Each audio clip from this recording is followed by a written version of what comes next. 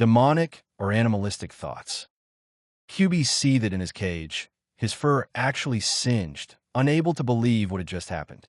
He wanted to yell at the boy for his incompetence and weak heart at not going for the killing blow against the Uchiha when their two enhanced attacks collided, but even the fox himself couldn't have predicted what happened.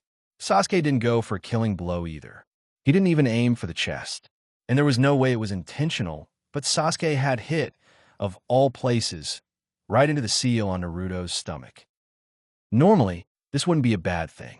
Seals on living hosts were not as easily destroyed, especially when said host had regeneration. However, the mix of the Uchiha's corrupted chakra had actually done damage to the seal. If this was because he was an Uchiha, or if it was the cursed seal, Kurama didn't know. All he knew was that he felt the shock even in here.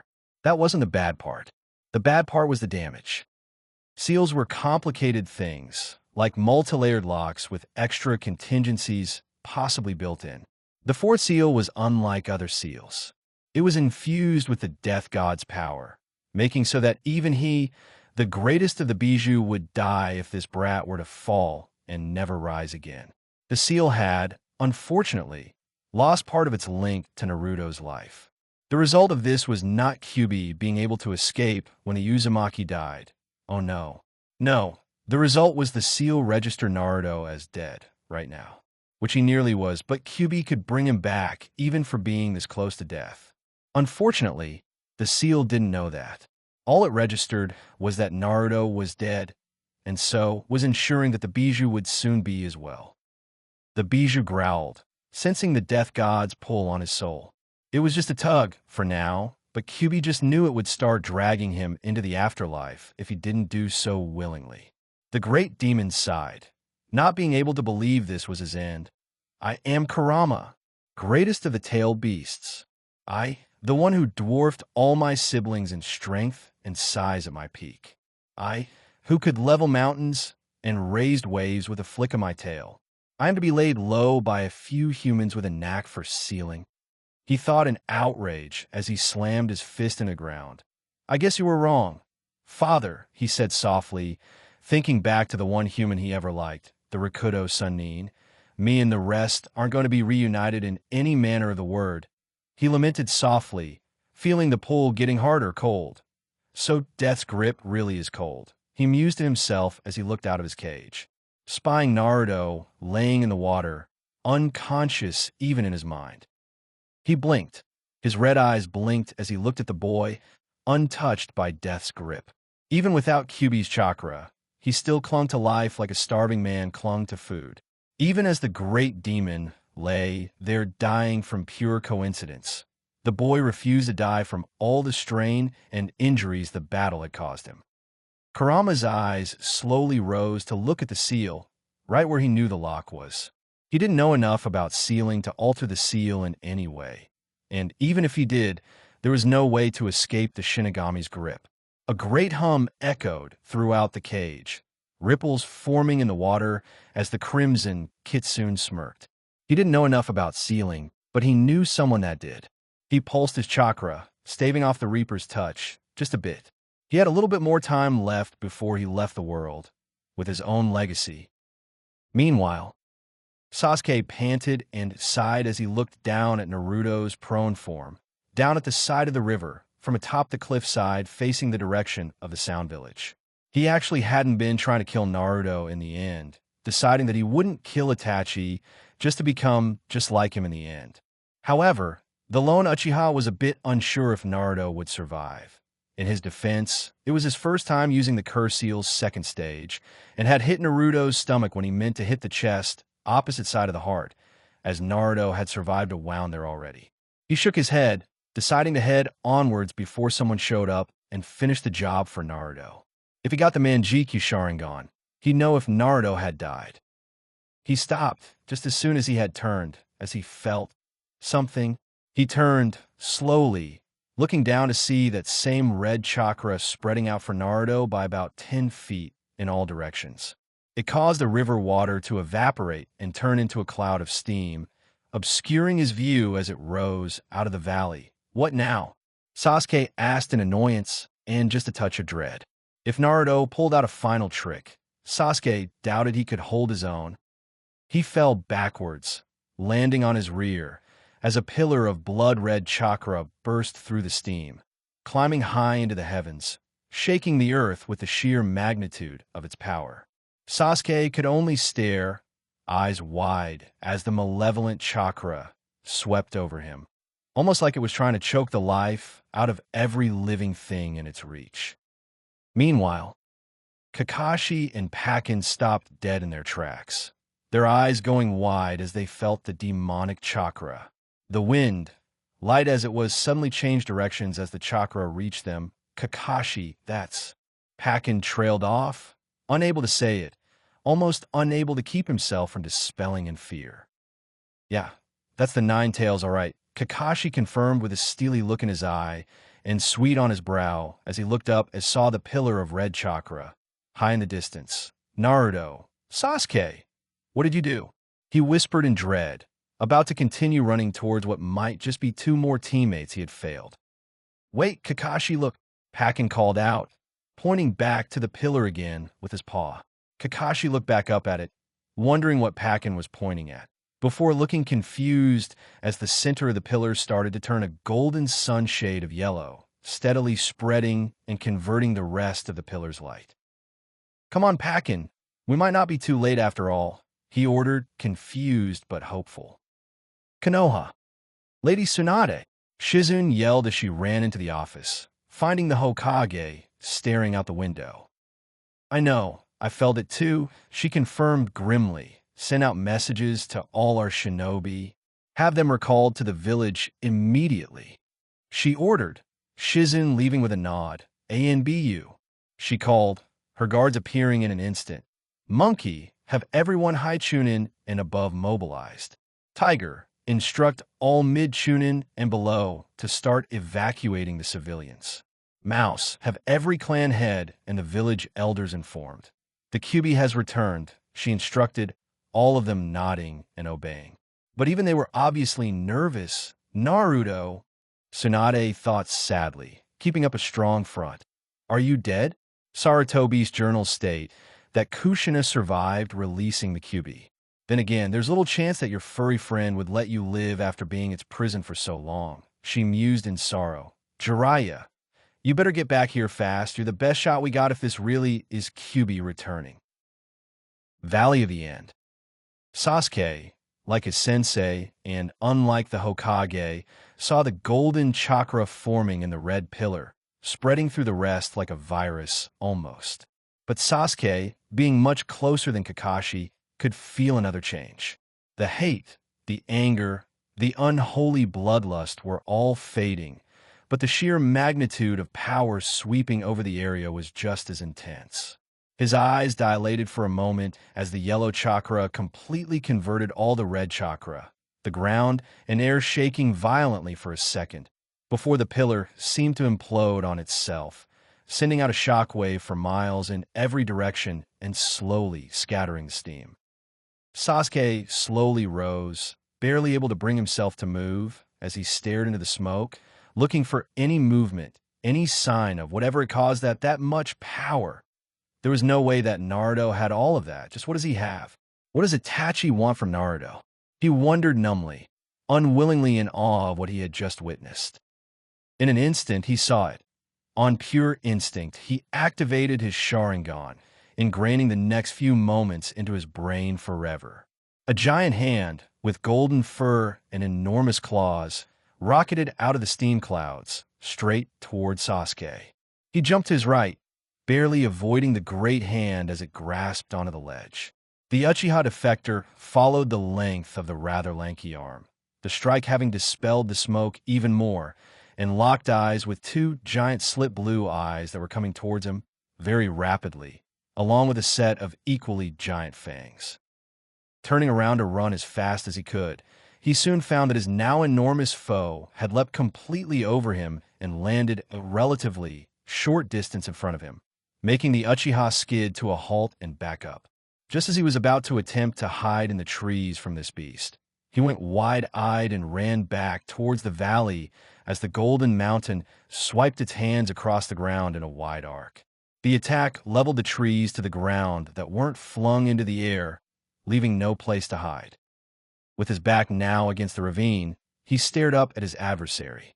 The glaring blue eyes of a giant golden-furred fox bore down on him, with long ears that had black markings that went down and around the eyes. It was easily as big as the toad Naruto had summoned to fight Gaara. The fact that it was a giant fox, like the beast that had nearly destroyed his now-former village over 13 years ago, should have registered first in Sasuke's mind. But it didn't. What registered instead were those blue eyes that stared into his very soul. There was no mistaking those eyes, even if they were slit. "Naruto?" he asked in disbelief and shock. "Sasuke." The fox roared, truly roared, in a deep and growling voice that boomed from him fang jaw, his mere yelling shaking the valley as his 9 tails raised high above his head to swish angrily in the air, drawing Sasuke's attention to them. "It can't be. There's no way. You're the QB." Sasuke yelled, unsure if he was angry or scared at that thought. Naruto, however, went wide-eyed before narrowing his gaze and growling dangerously. "Tell Naruto roared, almost unintelligibly, slamming two of his tails on the cliff on either side of Sasuke, causing it to collapse. The Sharingan user gritted his teeth, nowhere to jump to and too injured and low on chakra to try any significant wall running, as the ground fell out from underneath him. He gasped and silently screamed in agony as he suddenly found himself in the grip of a giant fox with opposable thumbs. He struggled to stay conscious as he looked up and saw Naruto was holding him right in front of his giant mouth, lathered with teeth that could rip through metal. Sasuke wasn't sure if it was the fear or the pain, but his world went black after that, his nightmares filled with the haunting images of a golden QB. With Sasuke unconscious, Naruto set the runaway down on the ground as gently as he could. The blonde kitsune scowled as he sat on his rear and looked down at his human-like paws, opening and closing the furred fists as reality seemed to dawn on him. He had become the QB. He was now a giant fox with 9 new limbs to worry about. Out of all the things he could have done, he settled for sighing and running a paw through his head, try to remember what happened. "I may die, but the power of a 9 tails will not be so easily erased. This is my gift and punishment for you, brat. You will replace me as the QB, the strongest of the Bijou, and if you fail me, if you disgrace my title, I will hound you in the next life we meet to no end. Go now, Naruto, my legacy. So say I, Kurama, greatest of the 9. That was what Naruto had heard, weakly, in his head as he began to transform in that pillar of chakra. The voice of the fox, tired yet triumphant, calling out to declare his power even as his soul was taken by death, to show that he refused to go without leaving something behind, something to prove that he had existed, that his might was not just a myth. "Rough day?" Kakashi asked, making Naruto blink himself back to the present to see his cyclops of a sensei was crouching on the end of his snout, giving him an eye smile. "Sensei?" Naruto asked in surprise, barely even feeling the weight on his nose, before blinking and glaring. "You couldn't have gotten here a little earlier?" he yelled, making Kakashi cringe and cover his ears while sending a lot of chakra into his feet to keep from being launched off. "Don't yell. You'll make me go deaf," Kakashi yelled, his ears ringing a bit. "Well, at least I know that's you, Naruto," he said, sticking a finger in his ear to hopefully clear it out. "You know anyone else with blonde hair and blue eyes that is related to the words QB no Kitsune?" Naruto asked dryly. Right, Kakashi said sheepishly. "There any chance you can make yourself smaller? Preferably in human form, but a fox would be fine," he asked hopefully. Naruto stared at the silver-haired Jonin for a long time, making him very uneasy. "What?" he asked with a sweat drop. "First off, get off my nose. My nose is starting to itch, and my eyes are starting to hurt from trying to look at you there," Naruto requested evenly, getting a noise of understanding from Kakashi, who jumped down to stand on the head of Uchiha Madara, the statue closest to Naruto at the moment. "Can you hear me up there, with those big ears?" Kakashi asked curiously as he watched Naruto scratch his new nose. Yes, I can't hear you just fine, Naruto answered with a sigh. And I just got this body. What makes you think I know a thing about making it smaller, let alone changing it into something else? He asked plainly. It was more wishful thinking than anything, Kakashi admitted, scratching the back of his head idly. You're not at all curious about what happened? Naruto asked with a raised eyebrow. In regards to the battle itself? Another time. As for what happened to you, I'm going to assume that Sasuke Chidori-ed you in the seal. Kakashi guessed, Naruto's ears perking up a bit in surprise of that accurate guess, before dismissing it with a massive shrug. Shouldn't we get him back to Konoha? Naruto asked, jamming a thumb and two tails in Sasuke's direction, only to blink and realize another Kakashi was already over there at the boy's side. I sent a clone to check on his vitals. He's exhausted and got a lot of stuff broken, but nothing seems fatal, Kakashi answered, looking sidelong up at Naruto, looking very unsure. I'm just trying to figure out how we should handle. He paused to wave in Naruto's massive size. This. Naruto sighed, a bit tiredly at that reminder. Yeah, I don't think they'll be too happy to see a nine-tailed fox walking up to the village, Naruto admitted, his ears drooping. Naruto, you okay? Kakashi asked in concern. The golden kitsune gave him a tired, dry glare. No, sensei, I'm not. My best friend just tried to kill me. I'm tired. I've turned into a giant walking natural disaster, and I just want to go home and sleep, Naruto admitted. Sounds like a plan to me, Kakashi said with an eye smile, getting Naruto to perk up, looking at him oddly. My prank senses are tingling, Naruto said curiously as Kakashi chuckled and headed over to Sasuke, picking him in his arms. Naruto blinked as he looked over his shoulder with what looked like a glare, but was actually a squint. He hummed before shaking his head and walking onward with Kakashi.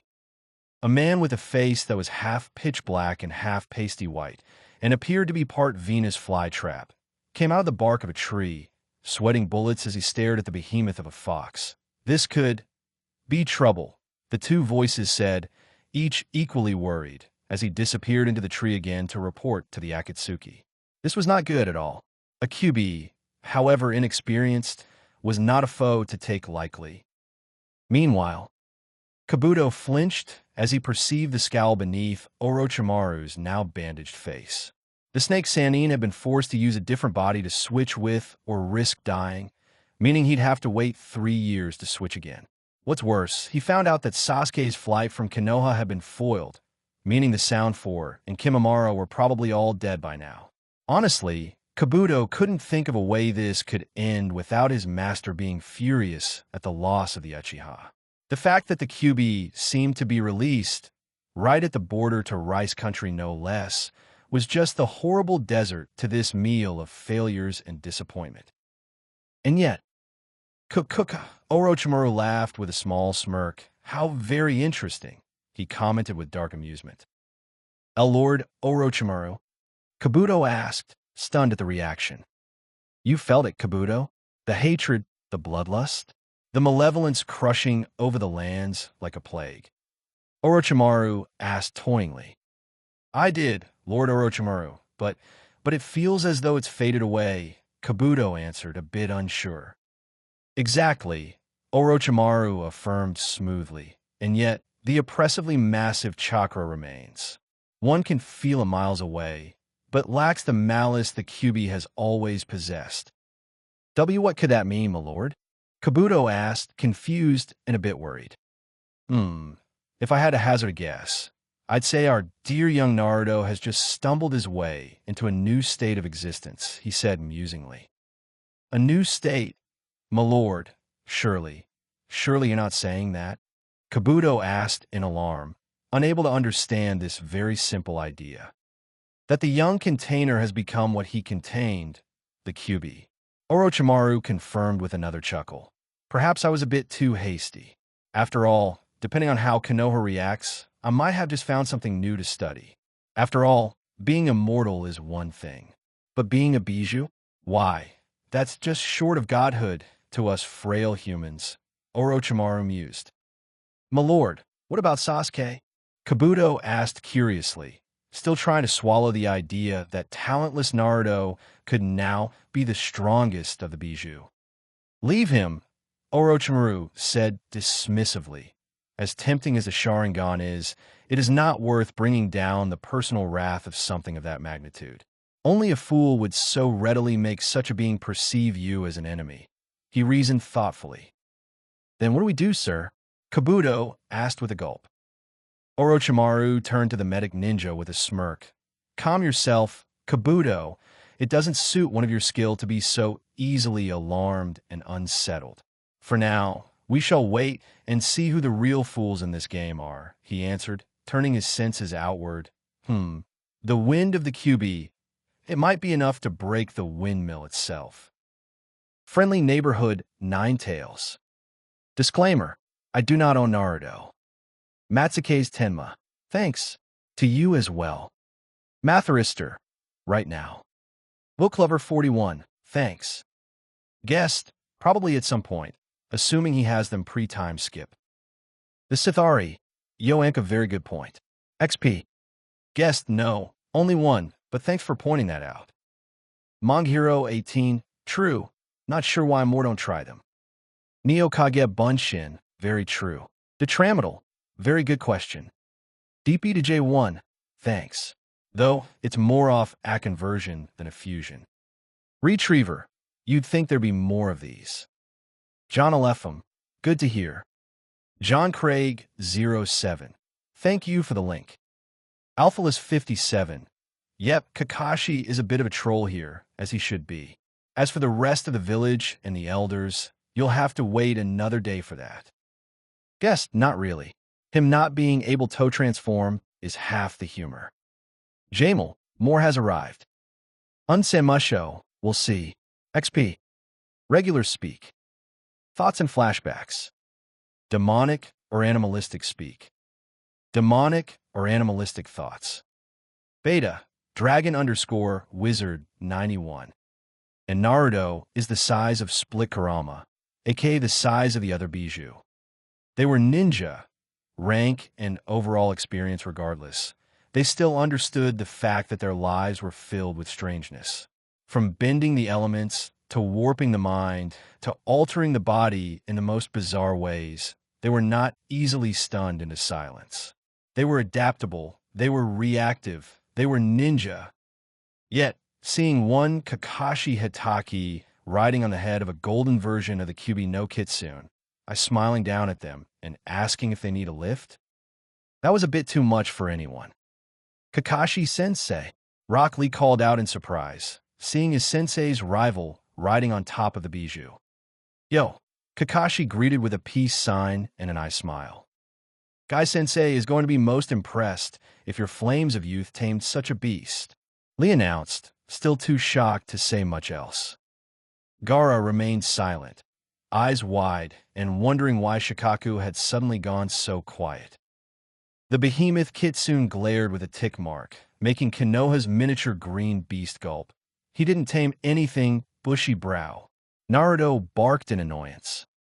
Said bark made Lee struggle to remain standing as the wind whipped by him. Kakashi just looked a bit sheepish at the scene. Naruto, Uzumaki? Gaara asked slowly. Who? Lee gaped in shock, his jaw dropping with comically wide eyes. Gaara, Naruto greeted, eyeing the redhead for a moment. Nice new look, it suits you, he commented idly. Gaara legitimately didn't know how to respond to that. What do you say to a bijou complimenting your wardrobe? Thank you. He tried, looking to Kakashi with a raised eyebrow, who just eye-smiled back. Gaara was sure the Cyclops had planned this on some level. Lee shook himself out of shock as he looked at Naruto in confusion. Naruto, you have been a giant fox of chakra this entire time? He yelled in disbelief. Naruto deadpanned at that. Yes, Lee, I was like this the whole time. I was tempted to release a few tales when you sent me spinning during our first meeting, he answered sarcastically. Now, play nice with us, fragile Ninjin, Kyuubi-sama, Kakashi requested jokingly. Why WSH? Lee cheered, to even Naruto's confusion. Your flames of youth must truly burn brightly. To bind your enormous power, in a quest to find a worthy rival and to live among the mortals, all the while retraining your power. Truly inspiring. He yelled with fire in his eyes, as if inspired. Absolute silence followed. Bushy brow, that was a joke. Naruto informed as Lee blinked in confusion. I got all of this just now. Yesterday, taxonomy would have said I was human. Oh, apologies, Naruto. I must have misread your tone, Lee said with a grin, letting loose a loud but good-natured laugh as everyone's sweat dropped. Am I really that bad at sarcasm, or is it just not coming out right with this mouth? Naruto muttered, scrunching his eyebrows. No, it's just Lee, Kakashi informed with a whisper. So, you two need a lift? Kakashi asked, pointing his thumb towards Naruto's back. We could use a couple of extra hands in case Sasuke wakes up and tries to bolt again. That, and I might crush him next time if I'm not careful, Naruto added in, tapping one of his fingers to the ground for effect and causing a minor tremor. Lee already exerted himself more than he probably should have, and I would wager you might outpace my sand with little issue, Gaara answered as he composed himself, using a sand cloud to levitate them up onto the fox's back. There they found Sasuke Uchiha, bound in chakra-suppressing tags, ropes and plastic handcuffs for good measure. You better not get sand in my ears, Naruto grumbled half-heartedly as he raised his head back up, eyeing the nearby area of the bone forest. Geez, Gaara, did you let Shikaku out to eat a summon boss? Gaara asked, looking back at the battlefield, realizing it looked like a boneyard to the uninformed. Our enemy could grow and manipulate his own bones, Gaara informed, not sure if Naruto was already aware of this or not. Did he summon or create a giant skeleton? Naruto asked bluntly. No, just a bone forest, Gaara answered, not fazed by the question. What a waste, Naruto grumbled as he started walking again, towering over the trees that he leveled with every footstep. I'm just going to assume that Shikamaru is, or was at the very least where those leveled trees are, he stated, seeing the anomaly in the distance. Damn. One perk of this body, I got one hell of a view whenever I stand up, he mentally mused, enjoying his far-seeing gaze, enhanced by his size and sharper senses. That'd be a safe bet, Kakashi agreed. Well, that went well. If what Naruto told me is right, Choji and Neji were probably taken back to the village already, since they broke off first. Shikamaru and Kiba might still be there, with or without the medics being there, but they might already be running from the giant nine-tailed fox, Kakashi mused to himself. Meanwhile, holy shit, holy shit, holy shit, Temari whispered in terror as she and Shikamaru ran and slid through an opening under a pile of trees. No one said anything about Bijou. She snapped to the Nara, feeling the vibrations in the ground get louder. She had seen what the one-tailed tanuki could do. She had no desire to see what the nine-tailed fox could do. News to me, too. I thought the Kyuubi was dead. Shikamaru retorted, sweat gathering on his forehead. What? You can't kill a dash, Temari started, only for Shikamaru to cover her mouth quickly and point ahead of them, above from their laying position. There, bottom half pinned under the trees and smirking back at them, was Taiyo of the North Gate. Hello, motherfuckers, she greeted, a small trail of blood leaking from her mouth as they stared at her in horror. I'm gonna fucking die here, shitheads, there's damn near next to no chance of avoiding that. Still, I think I'd rather enjoy taking you cunts to hell with me, she said as they went wide-eyed, too far away to grab her and with too little room to attack her, not to mention the shaking getting worse and worse. Hey, Furball, come here, I got a snack for you. A leaf sand banana split. Don't worry, you can have me as the fucking cherry on top. She yelled up to the sky with a vicious grin. Wow, the ladies really do go for the cute and fluffy stuff. One is already offering their virginity to you, a voice said from right above the tree logs. Wait, I know that voice, Shikamaru mused, Temari nodding in confusion. What the? Oh, you gotta be shitting me. Tayuya growled in frustration. Good news, shitbrains, it's your friends. Now get out of here so I can gag on my own tongue in peace, she informed with a scowl. The two blinked, looking to each other before slowly crawling back out. They nearly shat their pants as they peeked out and saw the giant nose and teeth hovering just a dozen feet above them. "Oh God," one or both of them squeaked. "You two have fun in there?" Kakashi asked with an eye smile, appearing behind them as they jumped in alarm, Temari about to strike with her fan. "Kei Kakashi," Shikamaru shouted in surprise. "According to my birth certificate, yes," Kakashi answered with a chuckle. "Don't sneak up, you," Temari yelled, jumping as the titanic kitsune snorted and blew hot air on her. She shivered as she stared up into those blue eyes that held some kind of evil intent in them as her brother sat on its forehead. "Wait, what? Gara?"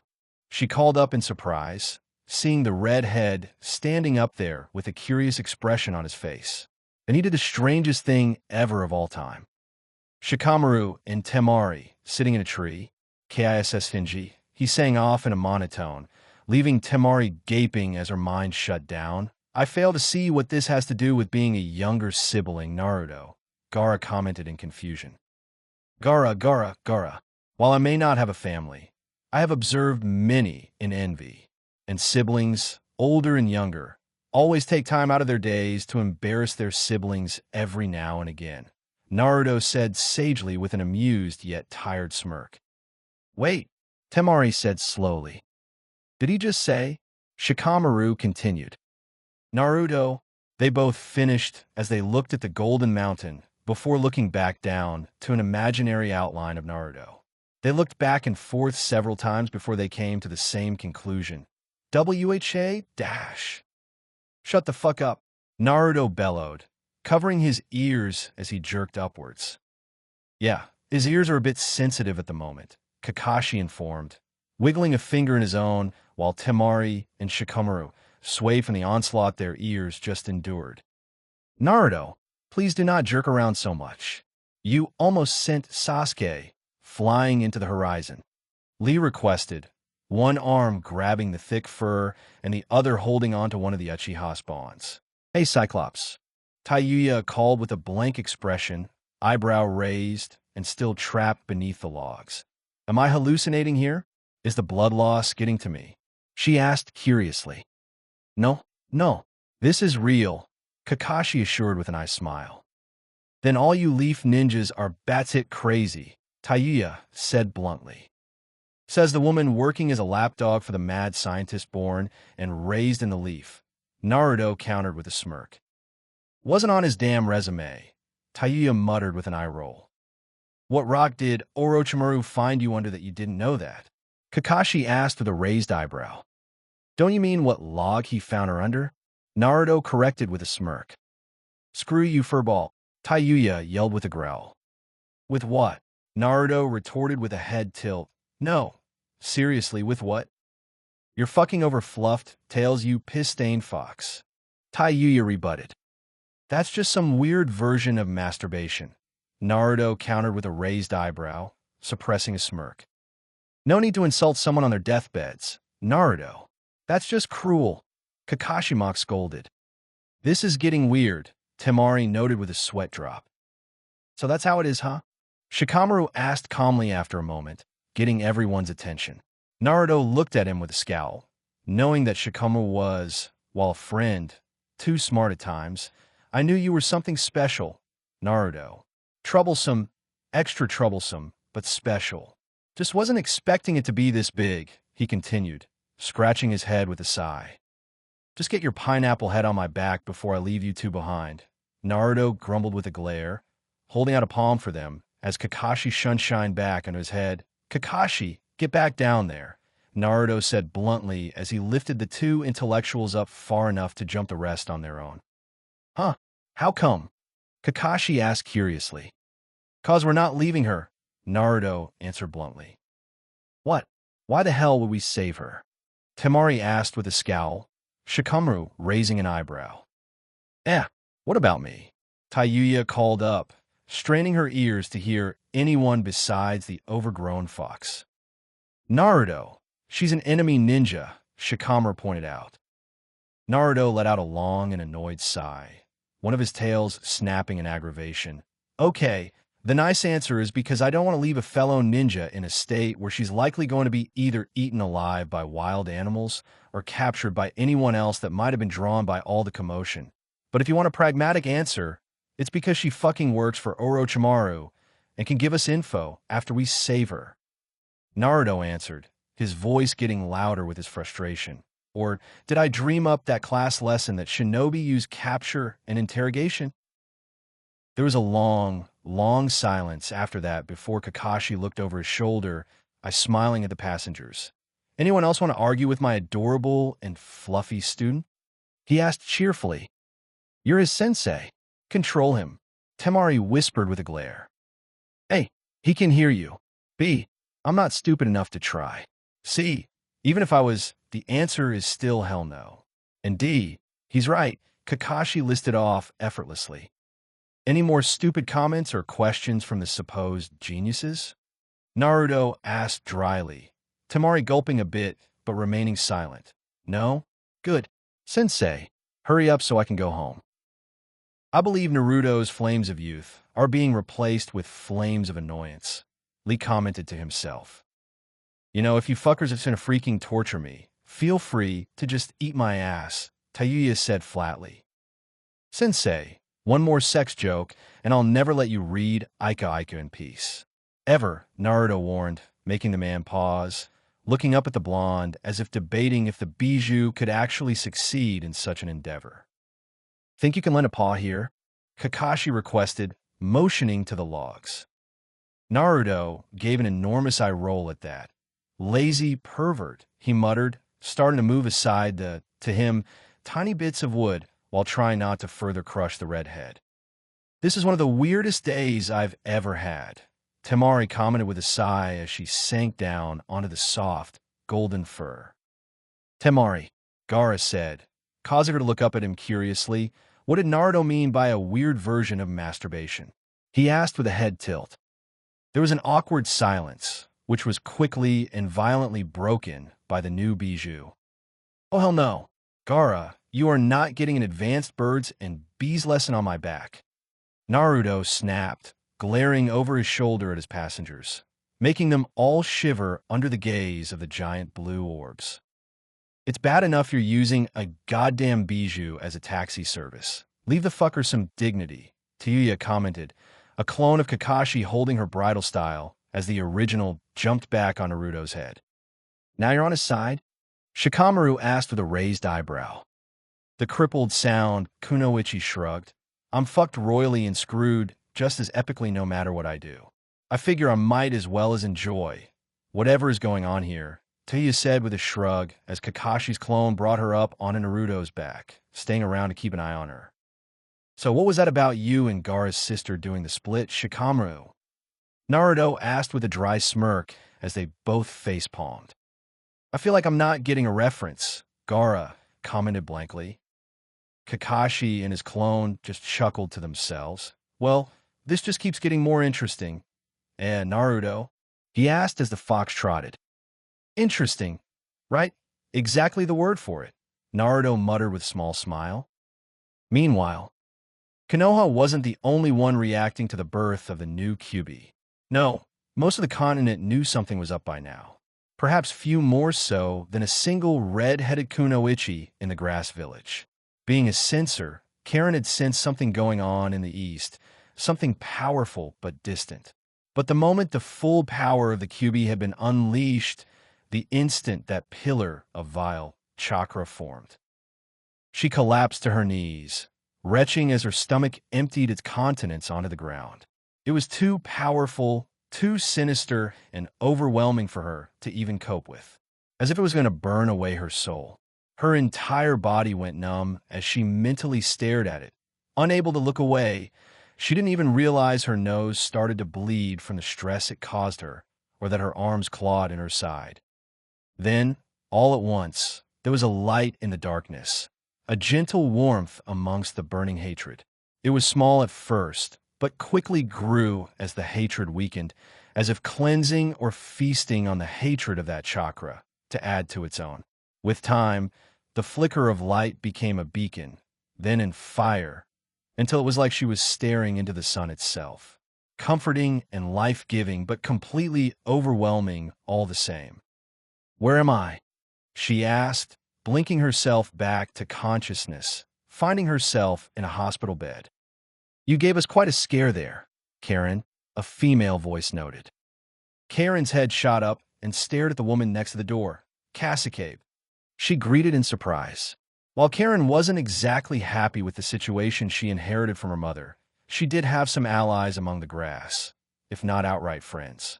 This petite, short-haired brunette with brown eyes was certainly one of them. The Kusugan Sue was a bit worried when one of our most gifted censors fainted in the middle of the street. The Chunin commented idly as she sat on the bed, a white cat with two different colored ears, one brown and the other gray, sitting on her lap. Karen rolled her eye at that title. Since they weren't one of the major villages, their leader wasn't officially recognized as a Kage by the rest of the world. So, the person running a lesser village either gave the middle finger and took the title anyway, or, more normally, took up a different title. The Kusugan Sue, or Grass General, was theirs. "Karen, what happened?"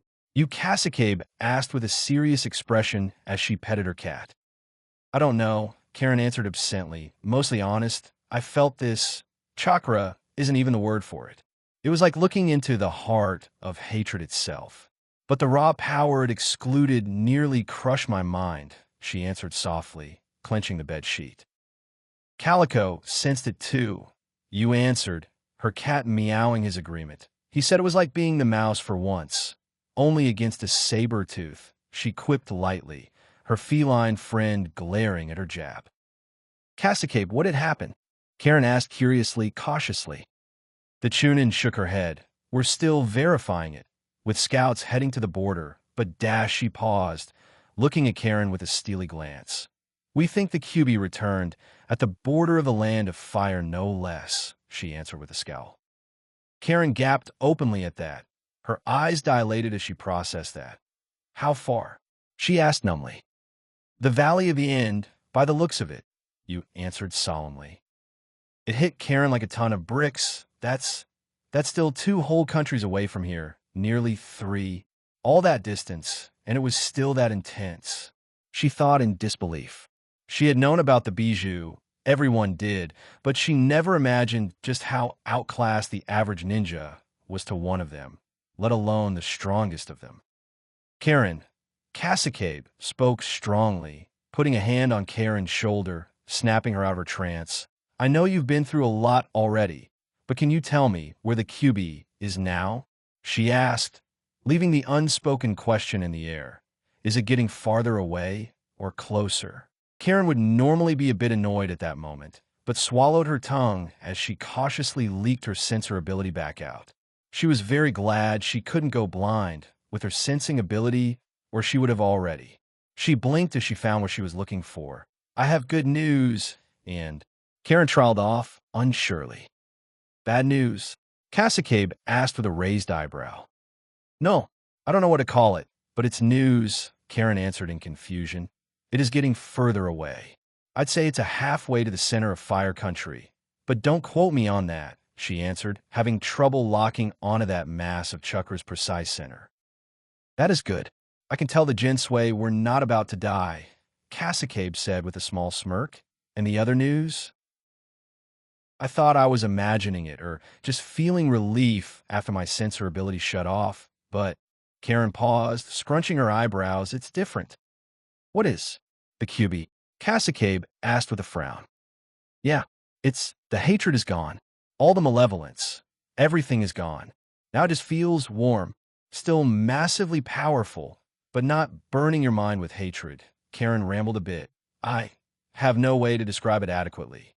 Am I making sense at all?" "You? Yes. What you're saying?" "Not really," Sasuke answered. "Not sure what could make a bijou change the nature of its chakra. That thing must really not like Konoha. If it's heading BA dash," Karen muttered, freezing in shock. "Karen," you questioned in concern, seeing the redhead sitting there with a pale expression. I think it saw me," Karen whispered fearfully. "It looked right at me, I swear." Meanwhile, "Naruto? Everything okay?" Kakashi called up from the rocky river, seeing Naruto looking off to the northwest with a suspicious glare on his face, giving him a very angry look. I think someone is watching me, Naruto noted idly, everyone's sweat dropping. Yeah, probably everyone in the Elemental Nation is one way or another looking in your direction, was the general thought shared amongst everyone. Anyway, Kiba and Kankuro aren't here, Kakashi said as he looked around the area again.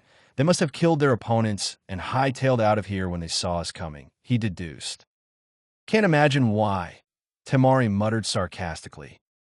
Naruto ignored that, focusing on his sensei's words. Opponents?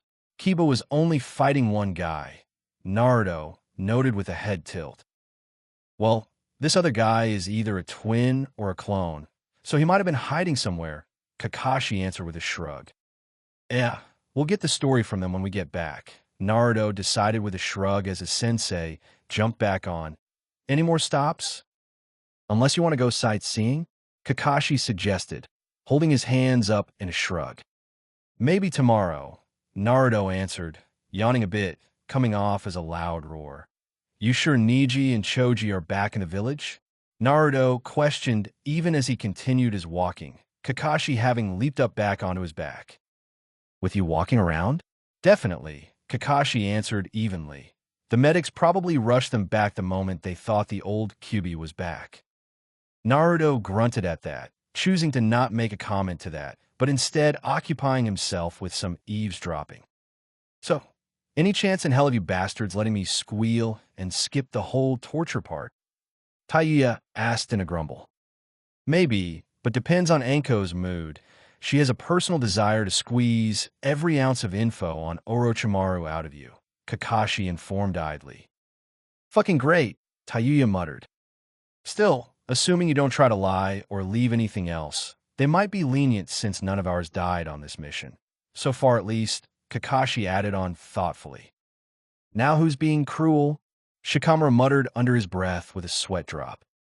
Naruto, Gaara called out absently, getting everyone's attention and receiving a loud hum. The Kyuubi, the old one? Is it Dash? He's dead, Naruto answered bluntly, no obvious show of sadness or happiness over that fact. Gaara's eyes went wide at that statement. Gaara, are you okay? Temari asked, leaning over to place a hand on his shoulder in concern. Gaara slowly looked to her with shocked eyes. He's wailing, he answered numbly as Temari looked confused. Shikaku is sobbing. Temari looked shocked at that herself, the rest as well, openly gaping at her little brother, while Kakashi narrowed his eye at that. But unseen to the others, Naruto scowled as he marched on towards home. Demonic or animalistic thoughts. The trek to the village was quiet, or at least as quiet as a walking kaiju kitsune could be. So, we're just going to walk straight up to the village like this? Shikamaru asked slowly. Yes, Naruto answered bluntly. Don't worry, I'll send a shadow clone ahead to inform the Hokage, Kakashi assured with an eye smile over his shoulder. Shouldn't we vacate his back then? You know, in case they try some kind of preemptive strike. Temari asked nervously. I should be able to protect against anything that should reach us, Gaara pointed out neutrally. And I'm fairly sure I could take a hit or two, Naruto mused. You're just oozing with self-confidence, Taiya snarked with a smirk. You got one of those cursed seal thingies, right, Red? Naruto asked with a scowl. Yeah, why? Taiya asked with a blink. Did you know what your new body could do the first time? Naruto pointed out dryly. I see your point, Taiya said sheepishly. I didn't even know I had fucking horns until the third Tim wow. The entire mountain of fur, muscle, and chakra came to a complete halt, sending everyone jerking and Kakashi nearly falling off the head. What the hell, Naruto? Shikamaru asked, blushing as he found his head between Temari's open legs. You had horns, Naruto repeated in a deadpan. Red, please tell me that somebody made horny jokes? Everyone, especially Taiya, facepalmed at that. Yes, asshole, they fucking did. She answered in irritation. Well, thank you. Someone had to have, but I'd rather it not be me. Naruto said with a sigh of relief as he began walking again. Naruto, a little warning would be most appreciated, Lee called, nearly losing his lunch at that sudden stop, which he found strange, as he never had that problem before when moving at high speeds, but he had never rode a bijou either. Consider it training for riding on a giant summon's head. Naruto called back with a chuckle. That is true, Kakashi admitted, though in fairness, for it seems to be harder to hold on to with chakra, he mused thoughtfully, remembering riding on some toads with his sensei a few times. Naruto, Gaara spoke up. Shikamaru had his head between Temari's legs. Does that warrant another song? Gaara asked curiously. Kakashi almost laughed as he saw the enormous ears perk up at that and felt the massive muscles moving beneath his feet as the eyes widened. What the fuck are you two doing on my back? Naruto yelled in outrage. Nothing, we swear, Temari promised quickly. It was an accident, honest. Shikamaru added in. I don't know. Your face was getting really deep in there, Tayuya teased with an evil smirk as they glared at her. What is with you? Temari yelled in a hiss. You paralyzed me. Tayuya hissed back. Ah, to be young again, Kakashi said wistfully. They can be young off my back. Naruto snapped. New rules. No fucking, making out, or anything else eki on my back. I'm not a taxi, and I am not a place for a quickie. Not even if it's two girls? Kakashi proposed with an eye smile. Maybe, Naruto conceded after a long moment. Really? Temari asked blankly. My back, my rules. You got a problem with it. I can give you the express route home, Naruto said, making them all flinch as one of his tails snapped in the air. You know, a shadow clone might dispel on the way. I think I'll go in person, Kakashi said cheerfully as he walked to the side of Naruto's head. Wait, you're leaving us here alone? Temari asked with a bit of panic. Of course not. I'm leaving you with my fluffy student. He'll take good care of you, Kakashi promised as he jumped off the side and vanished in a swirl of leaves. Temari watched over the edge to where he had vanished, slowly looking up to the Goliath, slit blue eye, watching her without amusement. Got a problem with that, Sandy? No. Everything is peachy, Temari assured quickly, scurrying back to her seat. What the ever-living shit is fucking wrong with you? Tayuya asked blankly. I'm sorry, but I'm still a bit intimidated by the gargantuan forest animal filled with razor-sharp teeth, Temari said with a sickly sweet smile. We don't have many summons in Suna, Gaara filled in offhandedly. The fact that I beat your brother as a human probably doesn't help much, Naruto said with a smirk. No offense, Gaara. None taken, Gaara answered uncaringly. Wait, what? Lee and Tayuya asked at the same time. Oh, you never heard, Lee? Gaara was going full raccoon mode during the invasion, so I ended up fighting him before he killed anyone, Naruto supplied with a shrug. Please don't shrug, Lee requested weakly. So you fucked up a bijou before you were a bijou? Tayuya asked slowly, smirking a bit. God damn, Foxy. I wouldn't put it like that, Naruto said awkwardly. Shikaka wouldn't either, Gaara informed, hearing his demon grumble about the insults. At least it wasn't wailing anymore, though the sniffles were still a bit disturbing. They all fell into an uncomfortable silence before Naruto let loose a mighty sigh. So, okay, screw it, the silence is boring. Red, why did you join up with the snake? Naruto asked with a scowl. Tayuya paused, considering her options before giving the situation a fuck-it shrug. Didn't really have anything else. I was an orphan brat in some back alley town, living on the streets, she answered uncaringly. Know the feeling, Naruto said with an eye roll. Would you have taken the offer? Tayuya asked curiously. Probably not, but just because I like to think the guy would have come off as too creepy for me to consider, Naruto said idly. True, but, well, no offense, but I didn't want to end up as some gross fucker's ass toy. At least with Orochimaru, I gotta be a bit badass, Tayuya said with a smirk. Better than Team's reason, Naruto said with a snort. He's still out cold, by the way, Tayuya informed. Good to hear. I really can't put up with this bull right now, Naruto said with a sigh. Impatient little fucker. Naruto, you do remember you were the smallest of us, right? Shikamaru reminded with an arched eyebrow. And now you're all bite-sized, Naruto said in annoyance. Could you all stop pissing off the fucking Bija here? Taiyuya requested with a groan. Everything we say pisses him off. Temari countered. Swim big diz. I'm fucking tired after the day I've had. Naruto snapped with a growl. Temari, Gaara addressed neutrally. Please shut up. Now. Meanwhile, Tsunade would admit it. She had no idea what the hell she was getting into. She hadn't been here when the Kyuubi got free all those years ago. She had not seen the destruction it wrought, nor had she felt the pure, overwhelming power of its chakra. The air grew heavy when it was still a distant blur, announcing its presence for all to take notice of it before they even felt the ground trembling. Everyone, get into position, she declared loudly from outside the walls before bringing her hand down as a great cloud of smoke appeared around her. Tsunade-sama, you called? Katsuya asked respectfully. Against a Bijou, a summon had two initial uses, either a surprise attack or as a diversion for the demon to focus on. She chose the latter.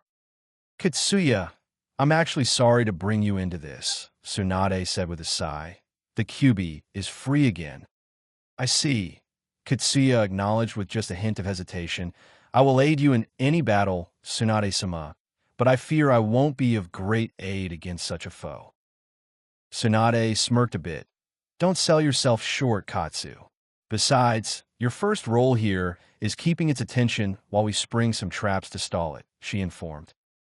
Slow it, Katsuya questioned. Yeah, Dryad definitely felt it too. So we're holding up until he gets his ass back here, Tsunade explained with a scowl as she looked over her shoulder. There were at least 100 ninja dotting the walls of Konoha, now seemingly empty with every non-combatant in the safe houses. I don't particularly like the plan, but it is the best option, Katsuya agreed as she watched the enlarging shape approaching them. Tsunade-sama, does there seem something strange about the Kyuubi to you? She asked, sounding like she would frown if her face allowed it. She had never seen the Kyuubi in person, but something was off about it. That would be the nice shade of gold you're noticing, instead of the usual crimson, Kakashi said merrily from Tsunade's left, making her nearly jump in surprise. Not normally something that he could do, sneaking up on a Kage, but with her attention on the giant fox approaching, he couldn't resist.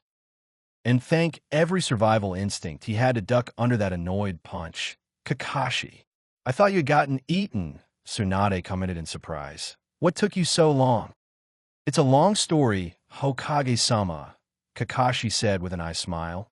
However, I do know a way to help the situation, he assured confidentially. Oh, do tell, Tsunade requested, knowing Kakashi had been there that night, even if they hadn't let him participate. Surely he would have some sound advice? Stand down, Kakashi said in a blunt, calm, casual voice. Excuse me, what? Tsunade asked with a scowl. Did you just tell me to stand down while a Kyuubi is marching on our village? Yes, I did, Kakashi answered, unfazed and I smiling. And why, pray tell, would I do that instead of having you committed for obvious insanity? Tsunade asked with glare. Because, as you said, it's a Kyuubi, not the Kyuubi, Kakashi answered vaguely. Were you babbling? Tsunade asked, scrunching her brow at the statement. In response, Kakashi held up a pair of binoculars for her. She raised an eyebrow, but took them nonetheless, looking through them. The Kyuubi was indeed different, as there was no way they got the hair and eye color so far off. Instead of a fox with red fur and eyes running at the village, she had one calmly walking towards them with golden fur and blue eyes. You can't be serious, Tsunade whispered as the binoculars slipped from her hand in shock. Mission success, Hokage-sama, Kakashi said with a salute, smirking a bit at her. I suggest letting my student report in so he can drop off our escapee and his passengers, Kakashi recommended. Tsunade looked to Kakashi for a moment, Then back at the still approaching fox, its features now plain without aided sight. The fox looked more than a bit annoyed, but mostly tired. Stand down.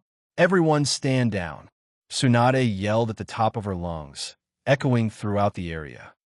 Several shinobi, confused and fearful, quickly jumped out of the path of the approaching bijou. The fox didn't even look at them, continuing towards the village with eyes locked dead on Tsunade. "Tsunade-sama?" Katsuya asked nervously as the beast of living chakra got closer and closer, the ground shaking more and more with every step. "Just trust me, Katsuya. If I'm wrong, you can kill Kakashi," Tsunade promised as she could hear various shinobi talking in voices of fear and terror. The copycat ninja just eye-smiled at the threat, the ground shaking beneath them. Or, rather, the giant slug underneath them was but same difference. Katsuya trusted Tsunade and respected her greatly.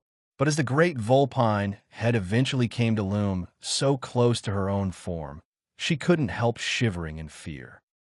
There was a lengthy silence as the bijou stared down the Kage, every last soul watching in anticipation. "You lose weight, Bachan?" Naruto asked with a small smirk. "Naruto?" Tsunade screamed in utter disbelief. Sure, she suspected it, but hearing it was another thing. Coincidentally, several other ninja yelled the same name around the same second Tsunade did. This led to everyone who didn't already start putting two and two together to gap in disbelief. Yes, now quit your yelling, all of you." Naruto yelled back as he rubbed his ears, silencing all of them with his booming voice and making several ninja fall backwards in fright. "Yes, to answer your question, I'm a megaton fox now. Deal with it." Naruto snapped as he rubbed his head, looking over the village to see all the faces either confused or terrified, or both. That's Naruto," Sakura whispered numbly. The baka is a kaiju," Hino whispered dumbly. "Wait, so the Gaki became the fox?" Anko commented, blinking owlishly. "How does that even work?" "This could be problematic," Hayashi summarized evenly, trying not to shiver when he swore the creature looked at him. "He's a bit tired and grouchy," Kakashi whispered to Tsunade. "I can see that," Tsunade whispered back. "I can still hear you," Naruto said with a glare, making many of the onlookers clam up and worry that he could hear them. First downside of being a megaton fox, everything is louder. Tsunade swallowed briefly as she tried to stare down the Kyuubi no Naruto. "Naruto, what did you do?" she asked, trying to sound stern with moderate success. Naruto raised an eyebrow at that. "I fucking won. Now will all of you assholes get off my back." I was actually starting to relax until Lee puked on me. Naruto called over his shoulder as he heard several people make noises of disgust at that. Second downside of being a megaton fox. Everyone can hear everything you say. "Sorry, Naruto. I am unused to this form of movement," Lee apologized weakly, too low for any save Naruto to hear. Yeah, Bushybrow. "Gaara, could you?" Naruto requested. A few seconds later, a large cloud of sand hovered off of Naruto's back, transporting two Suna ninja, two Konoha ninja, one crippled Odo ninja, and one bound traitor, the last of which was now awake and struggling in his bounds. "Yeah, Duck Butt Head woke up." Tuya commented as they were lowered onto the still nervous slug boss, the Uchiha muffling something as he tried to look at Naruto with an alarmed and pale expression. "Least he's gagged." "You said it," Naruto said with an eye roll. Right now, he really didn't want to deal with anything, really. Mission complete, Lady Hokage," Shikun greeted awkwardly. Tsunade stared at the group for a long time. "AMBU, get the Uchiha to a cell and the rest of them to the hospital," she ordered loudly, several masked figures appearing to take them away, a bit slower than normal as they stayed cautious around the bijou. Tsunade turned to the Suna shinobi awkwardly. "You two are free to find your brother. He's somewhere in the village," she informed. The siblings nodded, Temari vanishing in a shunshin, while Gaara glanced back at Naruto for a moment before disappearing in a swirl of sand. The remaining group fell into an awkward silence. So, what's with the redhead with the broken legs? Tsunade asked with a raised eyebrow. Screw you, tit-whoring bitch, Taiyuya swore in annoyance. What did you just say? Tsunade asked, one part pissed, one part shocked. She's one of Orochimaru's guards, sent out to bring Sasuke to him. Naruto suggested we bring her back for information, Kakashi explained awkwardly. And as I went to the trouble of carefully digging her out from under a pile of trees, I'd appreciate you not crushing her skull, Granny, Naruto commented pointedly. Listen to the fox, skank, Taiyuya said with a smirk. That said, feel free to get a Hyuga to make her mute if she doesn't stop with that, Naruto said blankly. Asshole, I thought you liked me. Taiyuya asked with a pout. I do, but I like Granny more, Naruto answered with a smirk. Tsunade sighed. Naruto, we're going to need a long talk about all of this, she informed, wiping a hand over her face. Okay, let me stop you right there, Tsunade, Naruto said flatly, getting the blonde's attention with the use of her name. I basically just died and got turned into a mass of chakra. I am confused, I am pissed, I am grouchy, I am miserable for so many reasons, but most of all, I'm fucking tired as shit. So anything you need to hear from me can wait until tomorrow. As it is, I'm going to go curl up behind the Hokage mountain, and I'm going to hopefully have my first nap as a megaton fox, he ranted, staring down at her evenly, daring her to say otherwise. Tsunade gulped subtly before nodding. Very well dismissed. Tsunade answered unsurely, not entirely certain what to say in this situation. Smooth, Kakashi jabbed flatly, getting a glare for his effort. Have a nice nap, my fluffy student. He called out with an eye smile and a wave. Naruto rolled his eyes before glancing down. Katsuya, right? He asked lazily. Igriega jis, kairiega Naruto-sama. Katsuya greeted shakily. Huh, I think this is the first time we've actually met, Naruto noted idly before shrugging. Well, as pointless as it was, thank you for helping protect the village, he commented before he started to walk around the village. Katsuya gulped. Tsunade-sama, if there's nothing else, I need to return home now, Katsuya requested, not wanting to piss all over the village's figurative front lawn. You can go, Tsunade answered understanding, turning to Kakashi. What, in the name of my ancestors, made you think bringing him right up to the front gate was a good idea? She asked with a glare.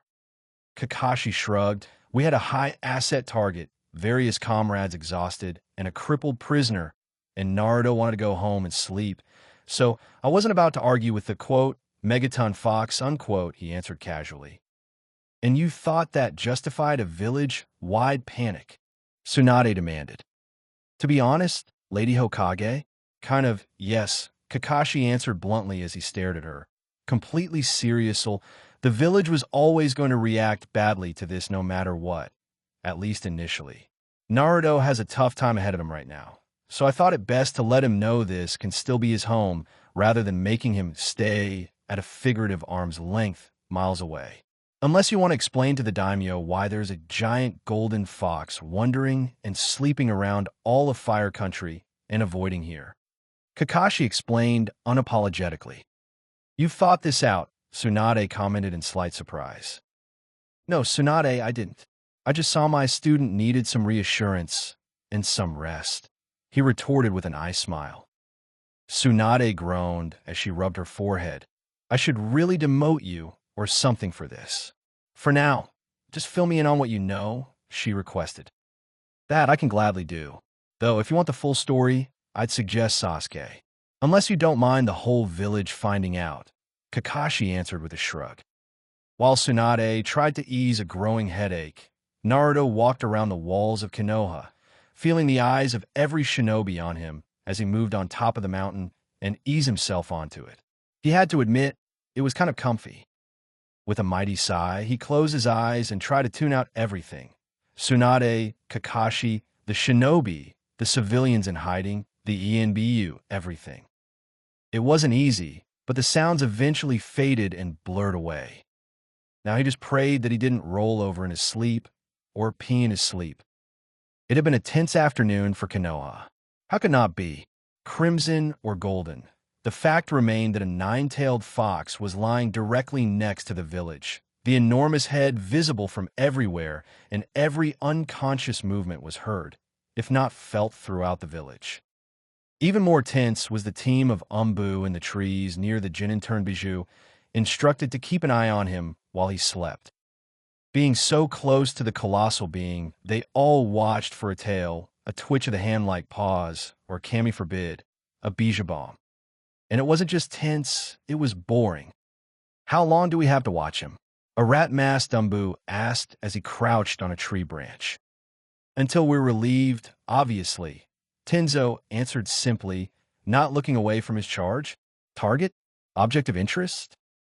Just be glad that he doesn't roll around in his sleep," a dragon-masked Umbu pointed out while leaning on a tree trunk.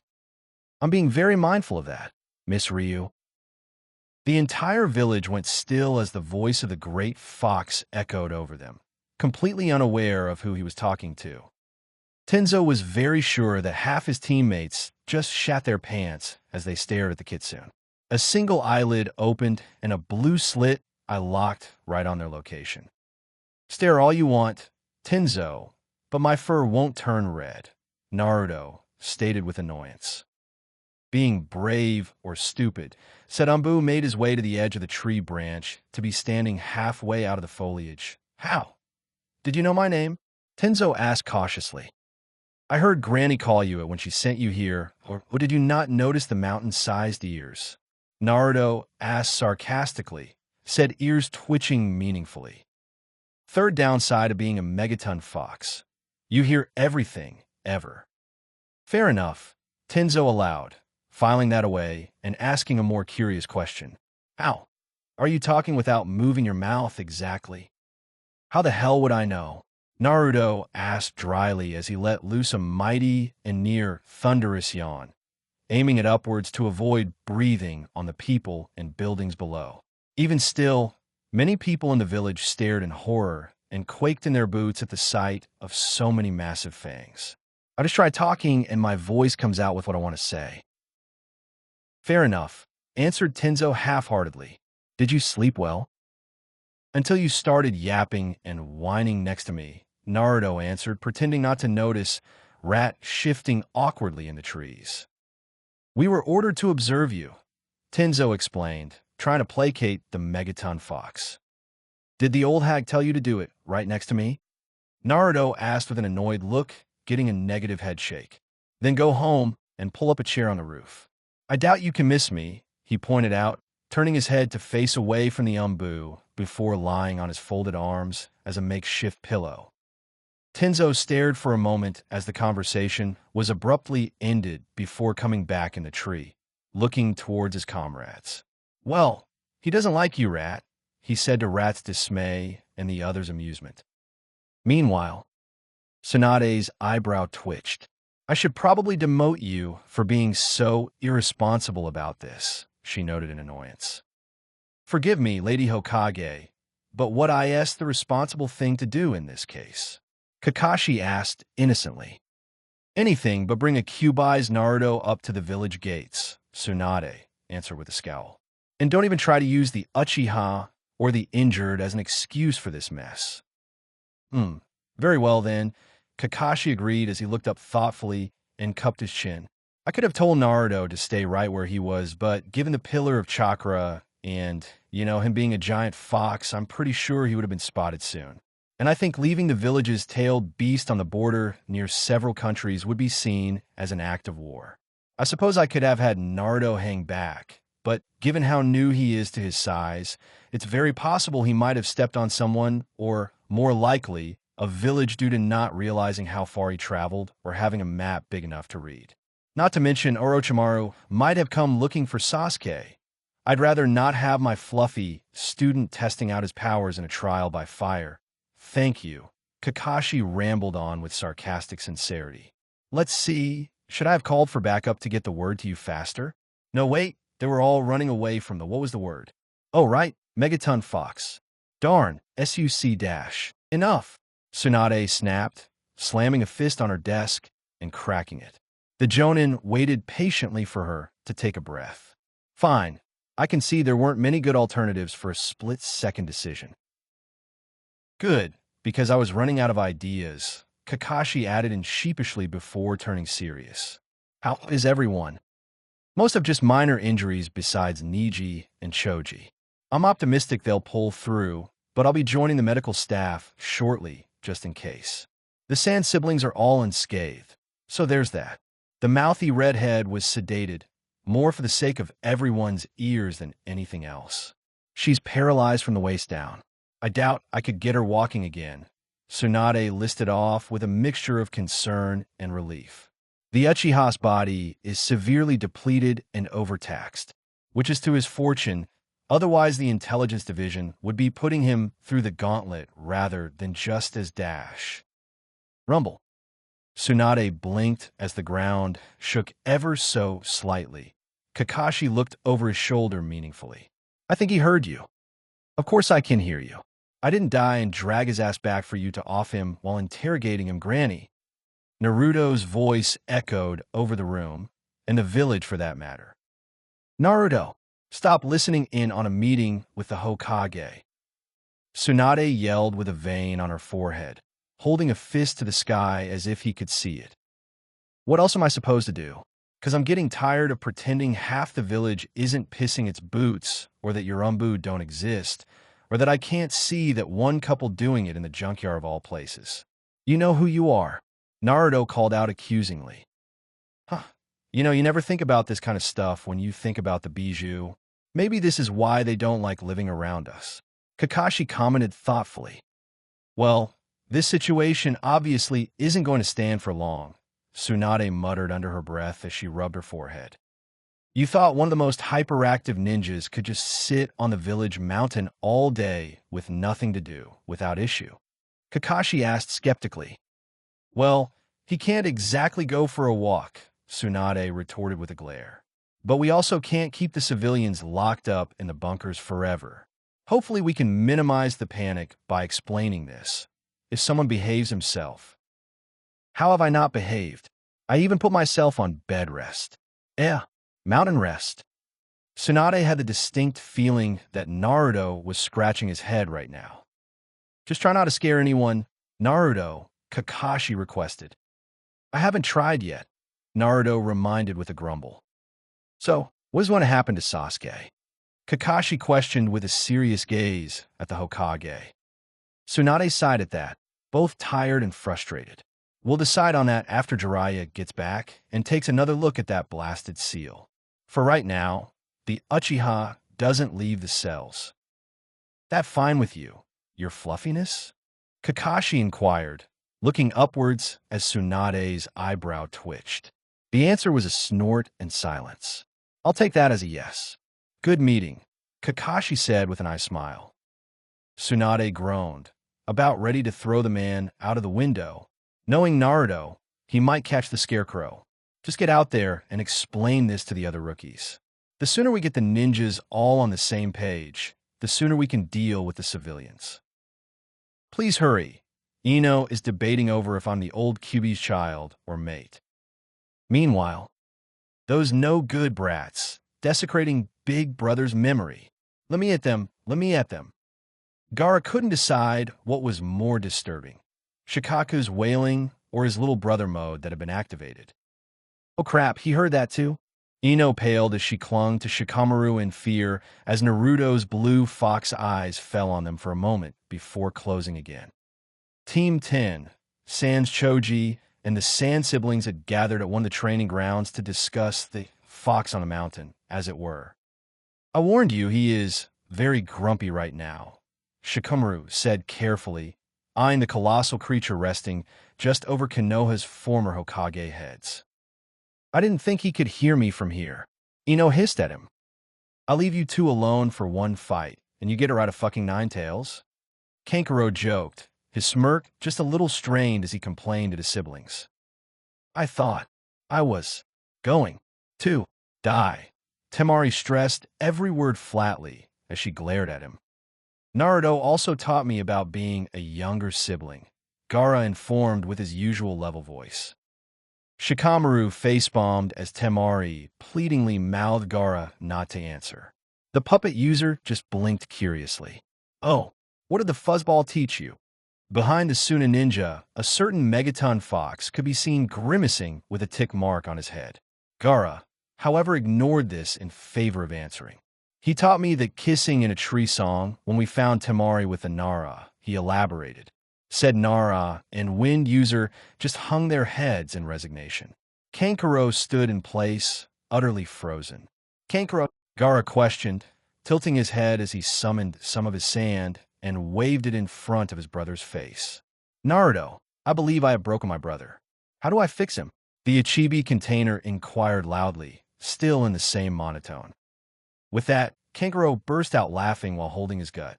Naruto's massive form could be seen shaking ever so slightly, but he refused to laugh, which might possibly destroy every window in Konoha, or even open his eyes. The war paint-wearing ninja grinned widely as he turned towards the bijou. Thank you, Naruto-sama. Kankuro called, clapping his hands together and bending at the waist to give the golden fox an over-the-top bow. Everyone in the village watched in their own mixtures of fascination and fear as the trembling and snickering Kyuubi brought one massive fist high into the air and gave a thumbs up. He held it, Kankuro still laughing as Naruto brought a hand down over his face to hold in his amusement. The AMBU team jumped away as the air from the sudden movement tore through their tree. I say we listen to the big guy on this and watch from home, Rat suggested nervously. There was something more nerve-wracking watching over a bijou rather than fighting it. Well, at least he's in a good mood, Ino said awkwardly as Kankuro continued laughing, before smirking at Shikamaru. So what's this about the kissing song? She asked deviously. Shikamaru paled, realizing the amount of blackmail Ino might just get on him.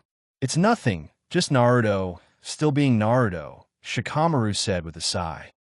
Your head was between her legs, Gaara pointed out as Shikamaru stiffened and Ino looked like a Cheshire cat. Did you have to tell them all that?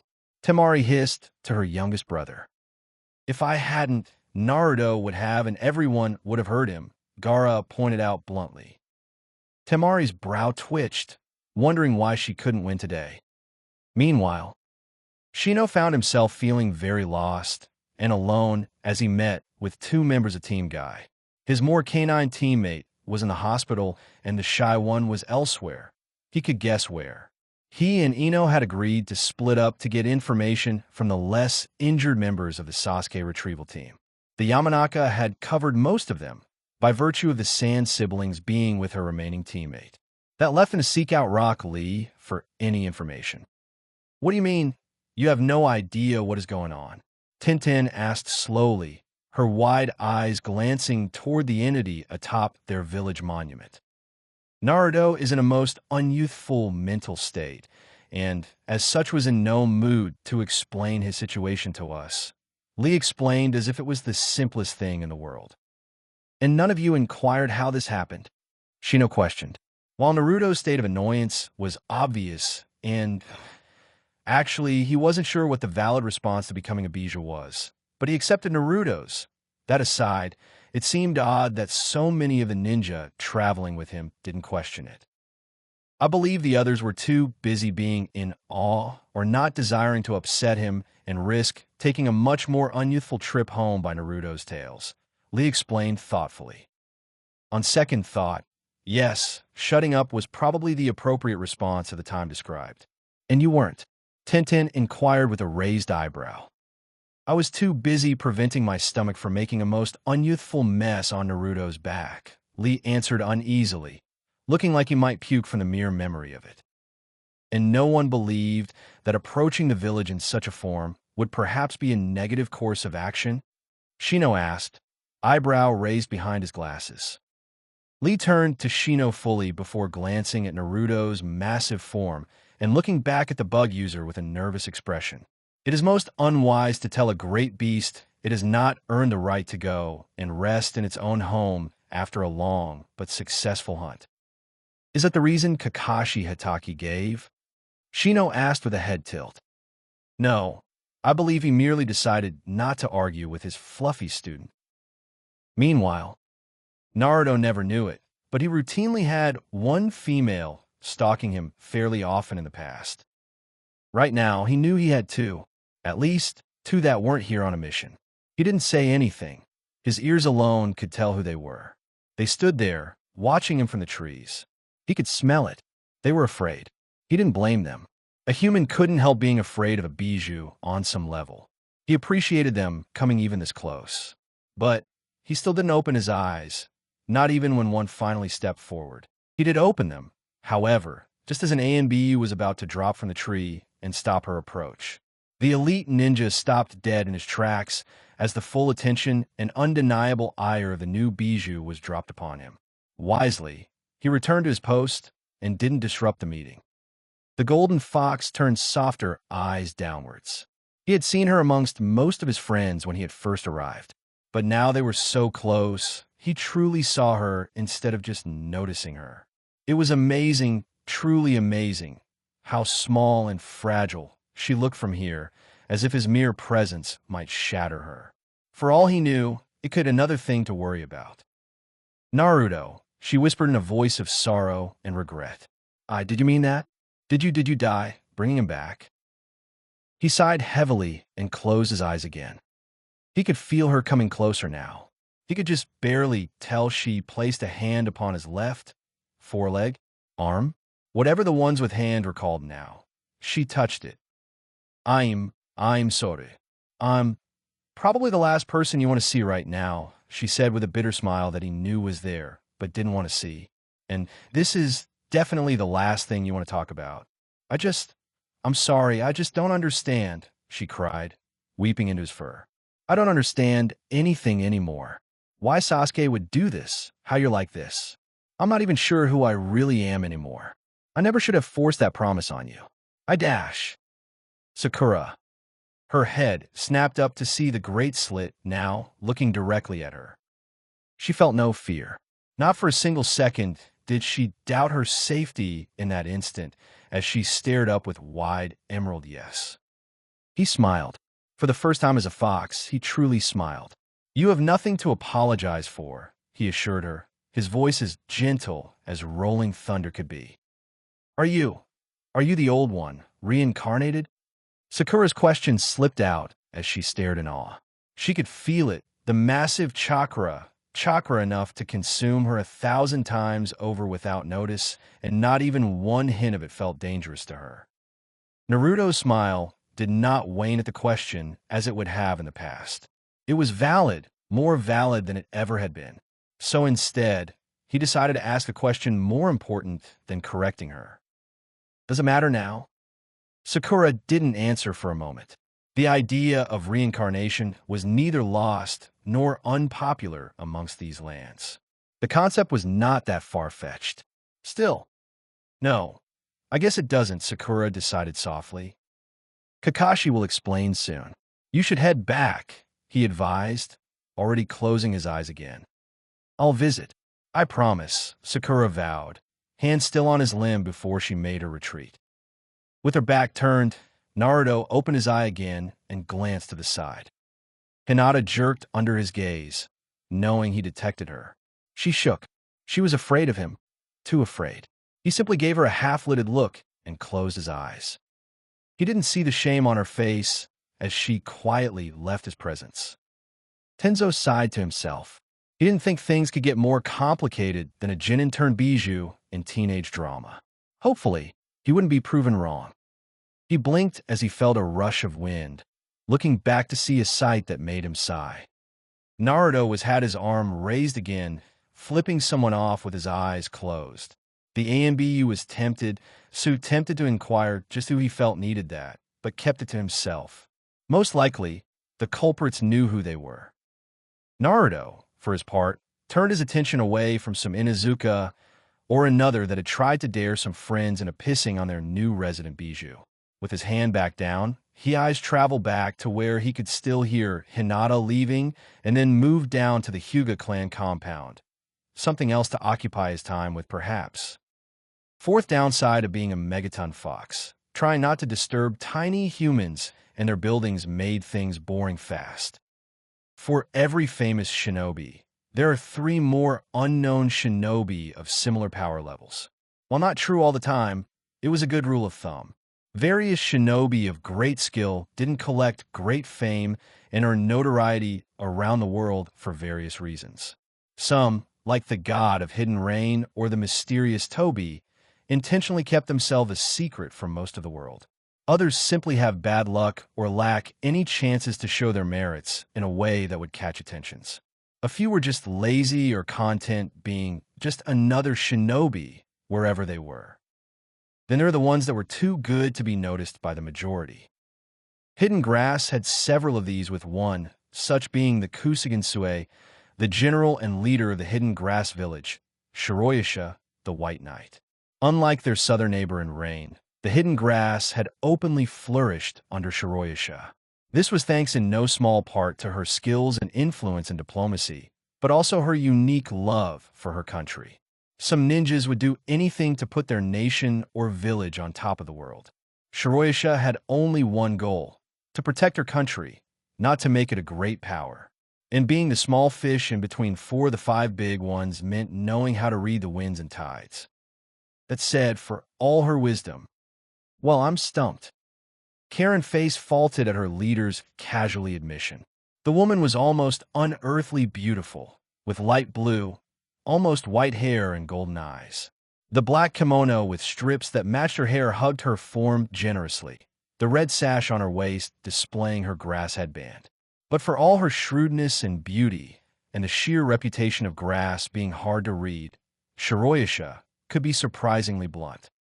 Gunsisma, please take this seriously, you requested calmly, utterly used to this. I am, Shiroyasha said with a smile as she pointed to the air with a folded fan. The QB is free. This means we're all potentially fucked. That is simple to understand, she stated, far too calm and cheerful about their potential destruction for Karen's taste. Its chakra changed. Makes absolutely no sense, so leave that alone for now. It headed back to Konoha. This is good. For us, at least. Granted, I don't hate Konoha, but they might survive that, whereas we would have a better chance against Deidara of IWA with a clay factory, she answered with a grin. Shiro-sama, Garin Wimpret. She normally liked this woman. She really did. But now it's just stopped in Konoha? Its chakra is still calm? Shiroyasha asked rhetorically, faking disbelief before grinning. This part does not compute in any direction. You sighed in resignation. Then what should we do? Gensue-sama, send an inquiry to Konoha. That is plan B. For now, we go with plan A, she declared, pointing at Karen, who blinked and leaned back. You, please check again. Do I have to? Karen asked hesitantly. I shall let you borrow from my porn stash, Shiroyasha offered bluntly. And cover any potential medical bills? Karen requested with a hungry grin. Deal, Shiroyasha declared as they shook hands while you sighed. Okay, but I need total silence for this, Karen stated as she closed her eyes and swallowed to steel her nerves. Meanwhile, what do you mean the QB was sealed in a Naruto? Ino yelled with a jaw drop, looking ready to rip her hair out. When did that happen? Kakashi sighed as he looked over the non-fluffy genin. The 5 of the Rookie 9 and the 2 not hospitalized members of Team Guy gathered around him in a semicircle with their teachers behind them. He decided to tell them all, allowing his fellow Jonin to help spread the information while getting the younger shinobi to head to the bunkers to start getting the civilians out and, hopefully, keep panic to a minimum. Obviously, it happened when the QB attacked, when Naruto was born, Sakura stated evenly. What are the odds of that? Shino murmured, mostly to himself. Kakashi made a point to not glance at him. The topic of previous QB containers was something they would have to bring up much later when Naruto was acclimated to his situation. Did you know about this? Ino hissed at Sakura. Normally the Pinky would yell back at her friend, but now she just gave her a blank glare. No, Ino, I did not know my teammate had a giant mass of living chakra in his gut, Sakura answered stoically. Are you being serious or sarcastic? Ino asked with a narrow, searching look. Sakura didn't know. Kakashi spoke up with a firm voice. The third made a law to keep anyone from mentioning it, in a failed effort to give him a normal childhood. Naruto didn't learn about it until he became a ninja himself. Well, this explains a few things, Shikamaru muttered, scratching his chin. You mean like that red chakra he used against Neji? Tintin commented with a raised eyebrow.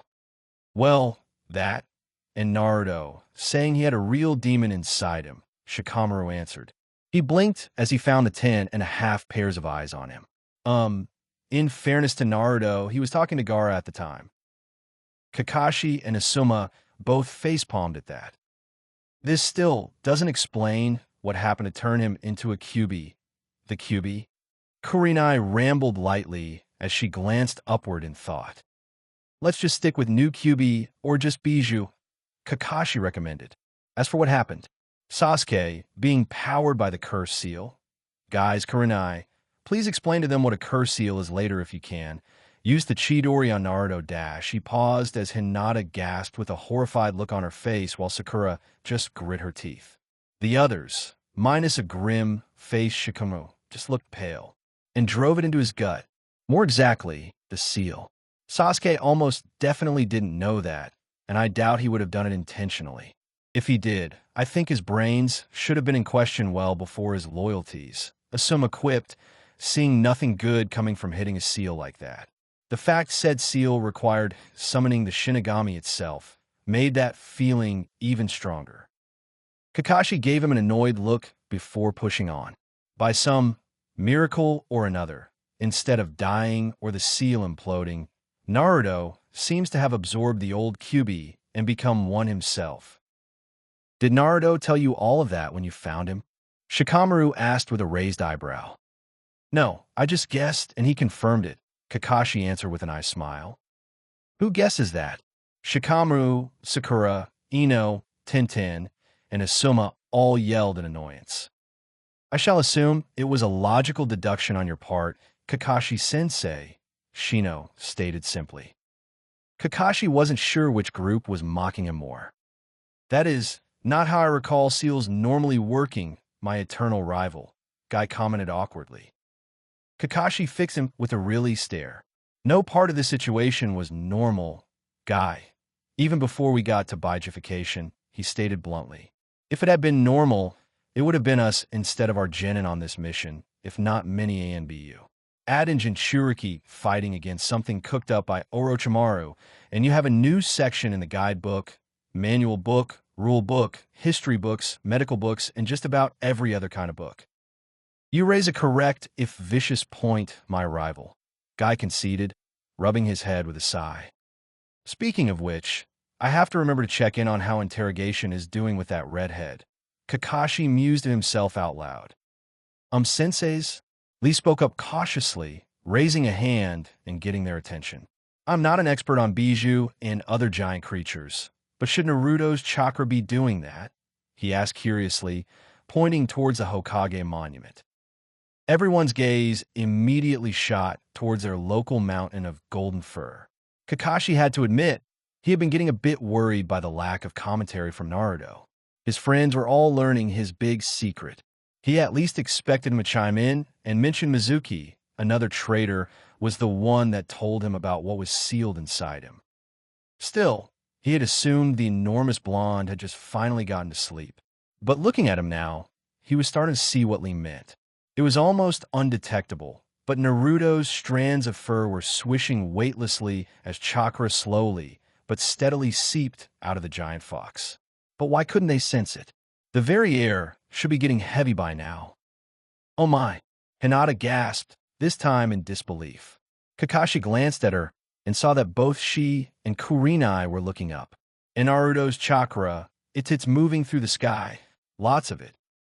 And leaving the village, by the feel of it. Kurenai finished with a scowl. Kakashi nodded, both to them and himself. Naruto's chakra wasn't felt because it was physically above them still. Just what are you doing, Naruto? Meanwhile, Karen gasped as she fell to the ground. I am sorry, Gintasama. I couldn't discover anything new. She apologized as she took deep breaths to calm herself down. only to stiffen, both from the lack of response and because the surface below her was dirt, not wooden floors. Jigen Sisama, she asked in dread as she looked up. She was in a forest, a dense and dark one, and on a dirt road. The sky was dark, and she could see only one light. Herself. Her form gave off the slightest of glows. To her fascination and confusion, every movement left a brief yet misty afterimage. Waving her hands back and forth, she only had one question. Where am I? Rum. The only answer she received was a dull and deson. Rum. Dull and not so distant thump that gentle. Rum. Violently shook the ground almost out from under her. Karen felt absolute terror at the following silence, slowly turning to face what would likely be her doom. She was not prepared. It wasn't just a nine-tailed fox. It was huge, spying her from over treetops while still half a mile away. Every inch was made of pure, blazing chakra that seemed to singe the very shadows as light simply poured off it. The eyes, if they could even be called that, were two ovals of bright blue, glaring right into her soul. It was mesmerizing. It was mind-numbing. The grass ninja did the only thing she could do. Run. She ran, and she ran as fast as her legs could carry her. So great was her fear that the notion that she could use chakra to enhance her speed or run in trees didn't even register. Meanwhile, it was mildly unnerving for the ninja of Konoha to see a giant fox grinning in its sleep. Well, someone must be having a good dream, Tenzo mused to himself in his tree. Meanwhile, the Kyuubi's essence, spirit, chakra, whatever it was, outpaced her without any effort. It literally glided over the dark landscape Karen found herself in, her pitiful pace outmatched by its long strides. She tried to turn away when it now stood ahead of her, only for a human-like hand to slam down on one side of her. She looked the other way, and the other came down right on time. She quickly scurried backwards, like a mere cornered rabbit, until her back hit a tree. It was leaning down. By Kami, it was leaning down. She tried to duck behind the tree. That was her final mistake. She screamed as its arms lost all solidity and the golden mass of energy wrapped around her, barreling into her like a river.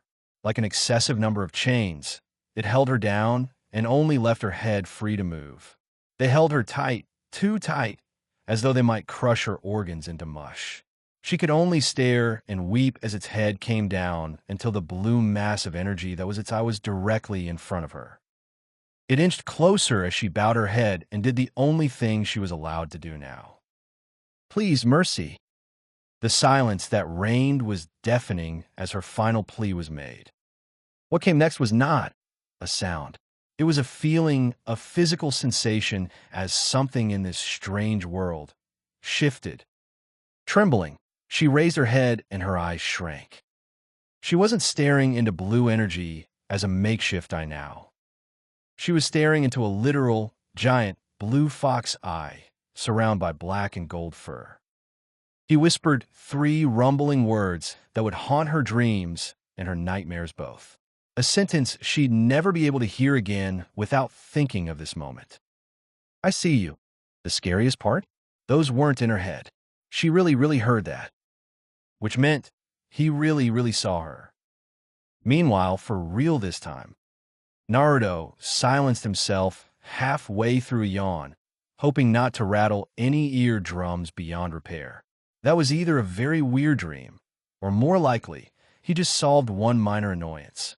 Granted, he probably went overboard, but again, A, he didn't know if it was real, B, he didn't like her spying on him repeatedly like that, and C, he had winged that entire thing. Blinking away his sleep, he knew at a glance that the civilians hadn't been let out yet. Joy, he couldn't have slept through that part. Still, the lack of Tenzo or anybody inquiring about anything probably meant that no one suspected he had done anything, if he had done anything at all. Oh well, it was therapeutic in either case. Still, he'd keep that to himself for now. Last thing he needed was everybody thinking he could haunt their dreams or something. Would it still be haunting if he just came to hang out in their dreams? Thump. He blinked as he felt something.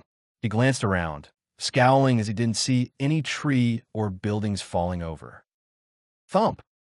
There was again. Was a ninja battle going nearby or something? Thump. It was only at the very last second that Naruto blinked and realized what was happening. Something had been approaching him from behind. Whatever dream thing he had been made it, so he needed some time to get all his senses going again properly. And because of the peacock-like mass of tails coming off his rear, he hadn't been able to see what was coming at him. Fifth downside of being a megaton fox. You have a megaton blind spot you need to be aware of. Naruto, move! Kakashi yelled in alarm just before it happened. Naruto didn't, though. He knew if he did, to dodge or block, there was a good chance he or his enemy would fall onto the village and crush a good portion of it. Rhea! That didn't mean he could stop the initial roar of pain that ripped through him as a sword stabbed through his back and a large someone landed on him. Now, many would see this as karma for what Naruto had done to Karen moments earlier. Well, Naruto had a habit of doing things to karma, and he was in a far less gentle mood than normal. And the gallant hero arrived dash, Jiraiya announced as Gamabunta made the strike, only for someone to interrupt. You fucking idiots! Naruto yelled as he harshly elbowed the Toad boss, sending the pair flying backwards, the sword still in his back. Said yell and the aforementioned roar, thankfully, only datoried a dozen or two windows.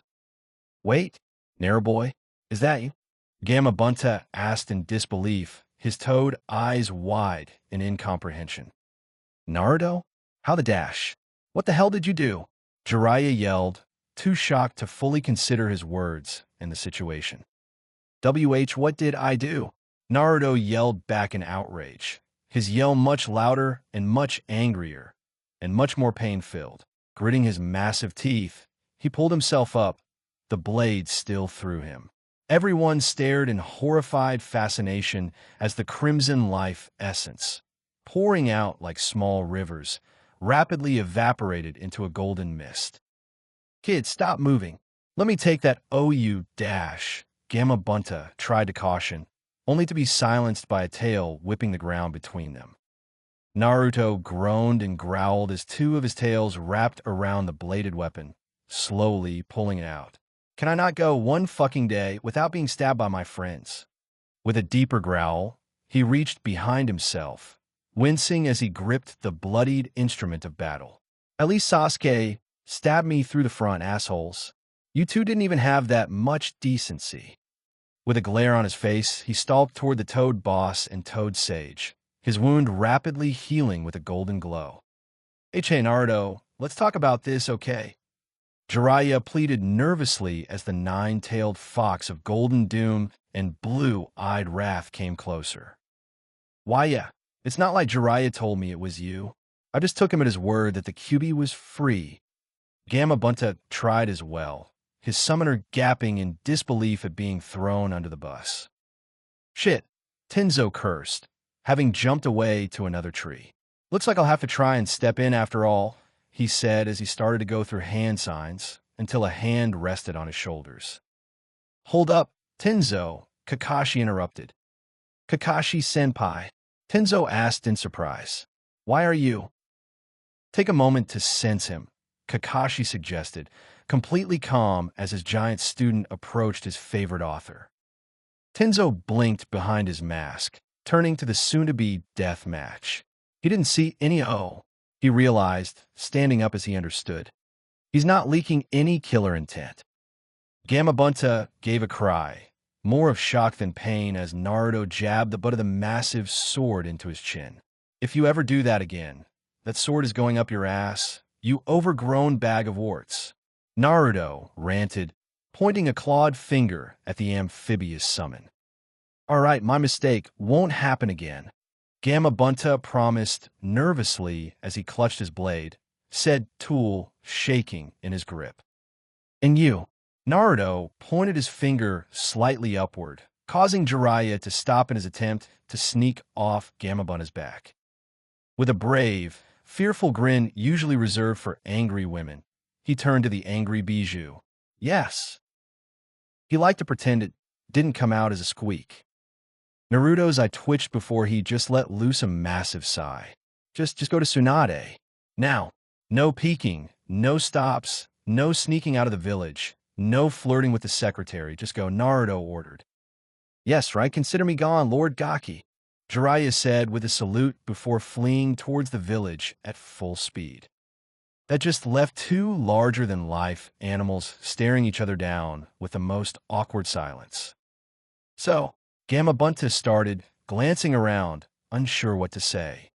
I'll just be going T-dash. Just go home, Naruto stated, utterly done with the situation. Wasting no time, the toad boss dispersed with a pop of smoke. Naruto, as alone as he could get at present, just turned around. With a heavier, tired movement, he returned to his resting spot. Thankfully, his blood had long since disappeared.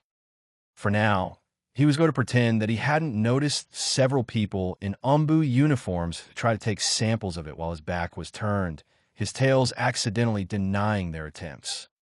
Meanwhile, Tsunade, what in the name of you glorious bow dash, Jiraiya started as he jumped through the window, only to come under assault, first by a kick to the balls, then to an uppercut to the jaw. As he crumbled to the floor, the shocking part was that neither of those attacks came from Tsunade. The uppercut came from one Sakura Haruno. The kick to the jewels came from, amazingly, Kakashi. Low blow, I know, but so is backstabbing my fluffy student, Kakashi explained with a shrug. I wanted the ball kick, but Kakashi-sensei said I'm not fast enough, Sakura admitted, also with a shrug. Naruto, we've avenged you, she called out the window. Jiraiya's tears flowed as the snickering of a great fox rang overhead. Tsunade just sat there while face-palming, not sure to sigh or laugh at her teammate. And that's what happened, Kakashi stated bluntly. Are you high? Seals don't work like that, Jiraiya yelled in disbelief. I distinctly remember Minato-sensei telling me you said something similar about the Rasengan, Kakashi commented offhandedly. Don't compare my deceased student's brilliance with this, Jiraiya retorted, looking ready to pull his hair out. Why is this impossible? Sakura raised her hand awkwardly. Didn't the seal already convert some of the Kyuubi's chakra into normal chakra for Naruto? Why is she even here? The Toad Sage asked Tsunade, who was sitting behind her desk again. Teammate privilege, Sakura stated bluntly, daring him to try and deny her right to be here. And we already told the rest of the younger shinobi, so, Kakashi added in with a shrug. Keeping it a secret is hardly practical now, obviously, Tsunade tiredly pointed out in agreement. Granted, Jiraiya grumbled before turning to the lone genin in the room. Okay, little Pinky, let me explain this simply. I'm not an idiot, Sakura retorted in annoyance. Sealing, advanced sealing at least, is the one thing I will freely admit is harder to learn than any medical jutsu, Tsunade intervened pointedly. That's because when medics screw up, that's just another example of what not to do. When you mess up in sealing, well, that's how explosion tags were first invented, Jiraiya stated grimly. And I'm telling you, there is no way the seal went into overdrive just because a cursed seal Chidori was put through it. Then please explain the Megaton Fox? Sakura asked with a scowl, arms crossed. Hell if I know. The Bijou are usually immortal, but since the seal was designed to take the Bijou to the grave, Jiraiya trailed off for a moment in thought. Maybe it gave its chakra to Naruto rather than dying completely? A willing and complete transfer. Is that even possible? Tsunade questioned skeptically. Tsunade, my princess, this is the Bijou we're talking about. Everything we learn of them is strictly trial and error, Jiraiya reminded sagely as he headed over to the window. Hey, Furbrat, you remember anything just before you changed? It was both comedic and terrifying for people over the village to see a giant fox gain a tick mark. I was a bit busy dying after getting stabbed by the other spiky-haired asshole that has issues with women, Naruto retorted dryly. Well, someone is grumpy, Jiraiya murmured as he turned around and caught the leg heading for his privates. Can we please stop doing that? Jiraiya requested as Sakura glared at him. You deserved it, Sakura stated with a scowl, yanking her leg out of his grip. Lady Hokage, Kakashi-sensei, may I be excused? Yes, yes. Go make sure the brat is doing all right, Tsunade dismissed with a sigh. Now, Jiraiya, I'm going to need your expertise. If it's about sealing Naruto into a smaller form, I'm not even sure where to begin, Jiraiya stated in warning. Noted, but no. I need you to lie your ass off to explain how this happened, Tsunade said bluntly. You want me to make this seem intentional? Jiraiya questioned. Possible, but I need your help to avoid two things. First is to keep the civilians from panicking too much, Tsunade said, letting that sink in as her old teammate groaned. More importantly, when this leaks to the other villages, I'd rather not have them start butchering their Jinchuriki trying to replicate this, she explained. Jiraiya was wide-eyed and pale. He had been so caught up in how this whole thing could have happened, he missed the implications. If Naruto could do it, theoretically any Jinchuriki could become a Bijou. It was incredibly unlikely, but that might not stop some who would butcher children over and over again trying to replicate this. I think I have a few ideas. Hey, Naruto, we may need to make this seem like the fourth plan, K. Jiraiya called upwards, getting a grunt in response. You'd adapting to this pretty well, Tsunade commented curiously. Tsunade, I've lived with the toads, and unlike the slugs, they can't divide into smaller selves. This is quickly becoming nothing more than nostalgia for my sage training days, Jiraiya declared proudly. Meanwhile, to their credit, the ANBU who remained on the mountain didn't even try to stop Sakura from approaching their charge this time. Sakura, you know you can talk to me from literally anywhere in the village, right? Naruto pointed out in amusement. Yeah, but this just seems more polite, you know? Sakura answered with a smile as she walked up to the massive pile of fur and muscle, supposedly all made of chakra. So, did you have a nice nap before? Before I got stabbed in the back by a pervert and a toad? Yes, I did, Naruto answered, sounding more amused than angry now. Once I managed to tune out the village for a while. And no, Snake Lady, you cannot make a pair of boots out of my fur. Naruto hollered over the village to someone who, apparently, answered back. I don't care if it was a joke. You already got to cut me when I was a kid. I can't tell if you're enjoying or hating this, Sakura commented. Yeah, I take my enjoyment where I can, Naruto answered with a massive shrug. So, speaking of fur, can I? Sakura asked nervously. Come aboard, Naruto offered casually. Rolling her arms, Sakura jumped up and began to use chakra to walk up the long tufts of fur. At one point, she nearly slipped but caught herself. She paused with one hand in the fur of his snout. By Kami, that is soft, she said before continuing her climb. Not touching that one, Naruto decided, resisting the urge to snort with her on his nose.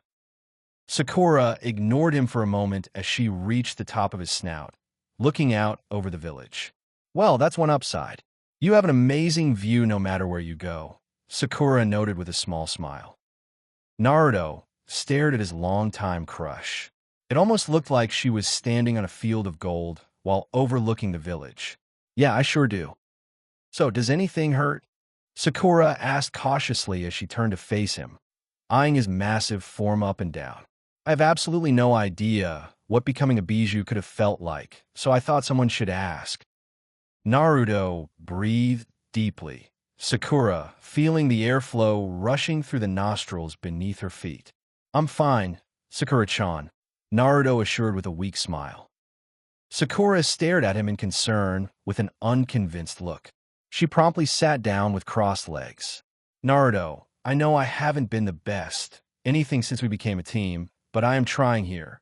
If you need to talk, I'm right here, she offered seriously. There was a long pause, one she thought would be tense or thoughtful, but grew uncomfortable as he stared at her rather intently. Naruto? You okay? She asked, not sure what had happened. Your butt is on my nose. Sakura blinked, looking down in surprise as she realized that was technically true. WL, on your snout, she conceded sheepishly, about to get up, but stopping as Naruto reached up to cover his mouth as he started trembling. Narrated. Haha, you're practically sitting on my face.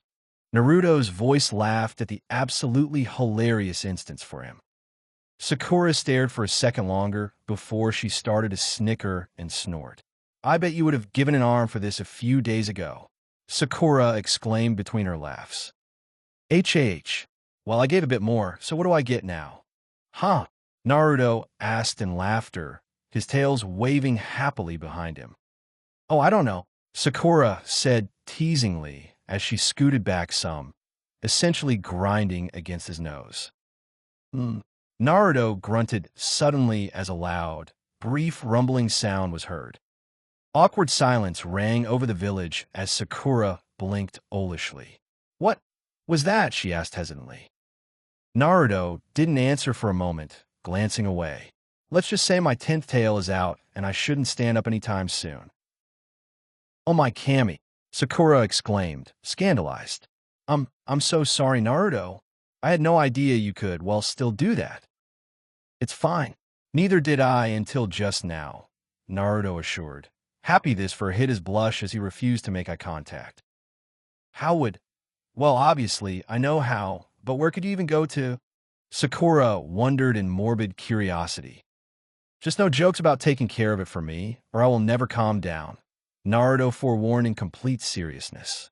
And, everyone should avoid mysterious new lakes in the future. TMI. Oh, I'm not getting that image out of my head today. Sakura cried with a groan. Well, I'm never living this down. Going to be an odd conversation when I get home, Sakura said, hanging her head in dismay. Just tell them who you hit today. I'm sure that'll get more attention, Naruto advised with some amusement before scowling as his ears twitched. Never mind. That killed my mood, he said with a mighty sigh. Huh? What's wrong? Sakura asked in confusion. Naruto just said nothing, nodding to the side, slightly as a silent request for her to get off. Sakura did so, heading to the edge of the Hokage monument, and quickly realizing what Naruto was unhappy about. It had to happen sooner or later, but Naruto just wanted to get it over with. The villagers slowly filtered out of the bunkers and back into the village. They were all eventually gasping and staring up at him with fear, disbelief, and hatred. He did his best to ignore them, to just lay there and pretend to be asleep. It's the QB, but it's gold like the kid. I knew it. I knew he was that thing all along. Why aren't the ninja doing anything? Did someone tame it? Mama, is the fox going to eat us? But with ears like his, he just couldn't tune all of them out. He eventually grunted, opening his eyes to gaze up at the crowd of scared and confused villagers. Before he could even say anything, they jumped, and some even screamed as his sight fell upon them. He froze as all their feelings turned to terror before him, because of his sheer existence. He ultimately settled on a great sigh. Yeah, you were all right. Hooray for you, Naruto grumbled as he turned to lay on his side, his head facing away from the village. It's just toying with us now. Maybe it's still too weak. Maybe there's a seal or something that keeps it from hurting us. Naruto clenched his fists, unseen by any, and gritted his teeth. He needed to leave. He needed to get away before he broke something by punching the ground in anger or something. Was that feet on his nose. Hey, Naruto. Naruto's eyes shot wide open at that voice. His sight focused intently on the man standing on his muzzle, scarred face smiling at him. Araki-sensei, he whispered, silencing the village altogether as they heard the name. I believe I told you many times that your ramen-only diet would leave you out of shape. Irika mock scolded, arms folded over his chest. Naruto just blinked slowly, as his ears drooped ever so slightly, something that didn't go unnoticed by his academy instructor. I'd offer to buy you lunch, but I think you'd bankrupt the whole village if we even tried. Irika joked, smiling genuinely at the bijou. Shame, you deserve it after one of your biggest mission successes, especially since you literally carried most of the team home. Naruto didn't speak, but Irika could feel the maw trembling underneath him as the enormous blue eyes glowed a bit brighter. Not with power or chakra, but the shine of the sun on unshed tears. Sakura smiled at the scene from the tree lines, glaring out over the village. You better get it through their head, you old pervert. Attention people of Konoha. I, Jiraiya the Sannin, have an announcement. Do not fear the golden fox, that is, not the Kyuubi of old. Meanwhile, Sasuke Uchiha gritted his teeth from inside his cell. On the surface, his restraints seemed moderate at best, but a ninja knew better. A pair of gauntlets fashioned like metal gloves were locked together with the palms facing away from each other. This kept him from weaving hand signs, and, unless he was wrong, something in the wrist of the gauntlets disrupted his chakra control, even if he broke them. He was also blindfolded with something he was sure was designed for dealing with the eyes of Hyugas and Uchihas. All of this had been done while he was heavily sedated for medical care, for the safety of the staff rather than his own, and, frankly, he had been hallucinating a bit for a while. Thankfully, the drugs were already mostly out of his system, leaving him with a deep frustration of failure. As a shinobi and a proud Uchiha, he was not surprised by the amount of caution they put into containing him. He knew what failure would mean the moment he stepped foot outside Konoha. This place was no longer going to just hold him back, but chain him down.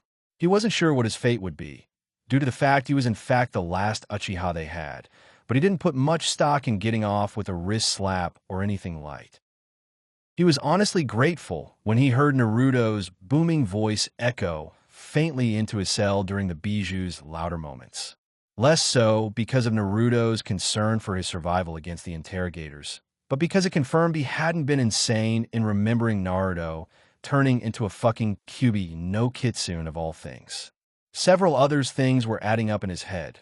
Naruto's pariah status, his red chakra, his birthday. The puzzle was complete. He knew it. He just wasn't in the right state of mind to see it properly. Pun unintended. Perhaps what was almost as frustrating as his failure to escape the village, this imprisonment, and failure to escape said imprisonment, was that he was very sure he wasn't imagining it. It, referring to the sensation of what he believed to be Naruto staring at him. How a megaton fox knew where he was exactly, he wasn't sure. Maybe he heard of the guards talking about him. Maybe he could sense his chakra. It didn't really matter, but he knew the dobe was aware of him, of where he was. Sasuke smiled an empty smile. He was desperate, he'd admit it, but being imprisoned forever was as good as being dead, so it was worth a shot. Naruto, he spoke, as if his teammate was in the same room. Can you hear me?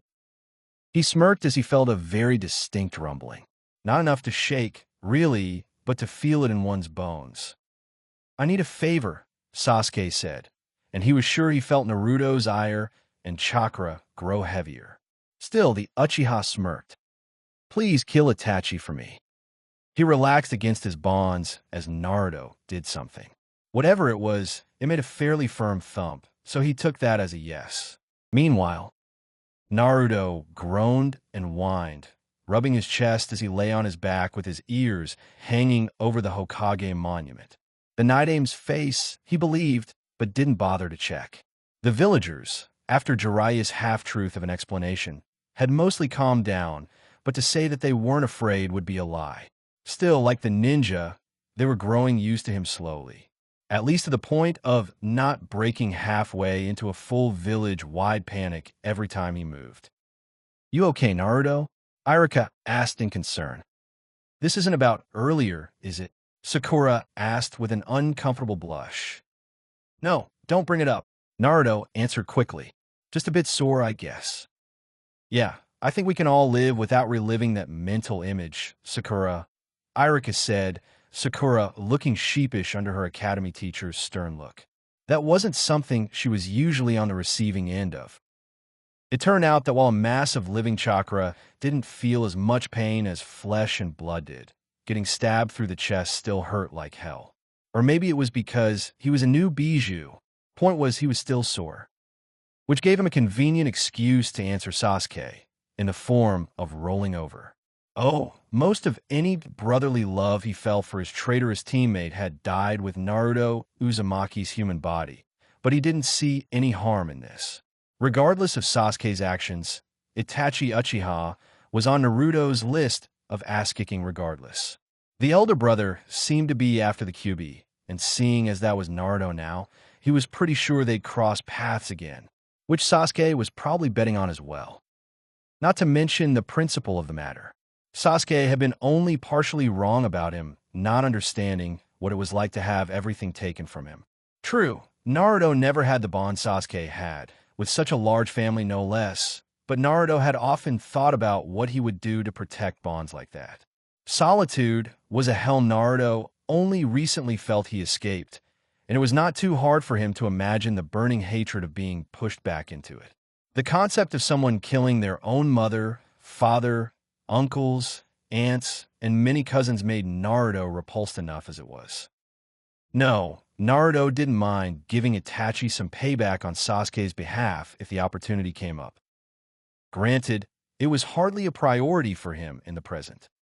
I'd say we could never get enough healers, but I'm not even sure traditional healing jutsu would work on him now, Iruka murmured, scratching his head thoughtfully.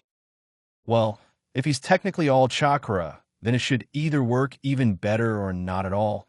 I think Lady Tsunade would be the one to ask, Sakura pondered contemplatively. Guys, I just need some rest, he assured as he carefully rolled over again, closing his eyes. They shared an uncertain look before deciding they wouldn't get further with him right now. If you're sure, Naruto, Iruka said in resignation. We'll see you soon, Sakura promised. Everyone sees me, Sakura, Naruto quipped as he heard them walk away, leaving him alone, mostly alone. A better thing he had to think about. When would the approaching Hinata have the guts to talk to him? It was true he could talk to anyone he wanted to. They didn't have a choice really, as he could hear everyone. But Sakura was right. Coming up here was about as close to getting face-to-face with anyone he was going to get. But that also meant seeing who was willing to not only go up to the Megaton Fox, but stand extremely close to his mouth of teeth and enormous claws. He glanced at the tree. He knew she was waiting behind before closing them again. Obviously not today. It's not because you're a bijou. Hinata's whisper reached his ears with ease. His eyes shot open at that puzzling statement. But when he looked toward her, she was already taking off in a run. Not because he was bijou. What did that mean? If not that, then why was she so scared to face him? He looked out over the setting sun and wondered just how much more complicated being a tailed beast was going to become. The longest day of both of Naruto's lives finally came to an end as night fell.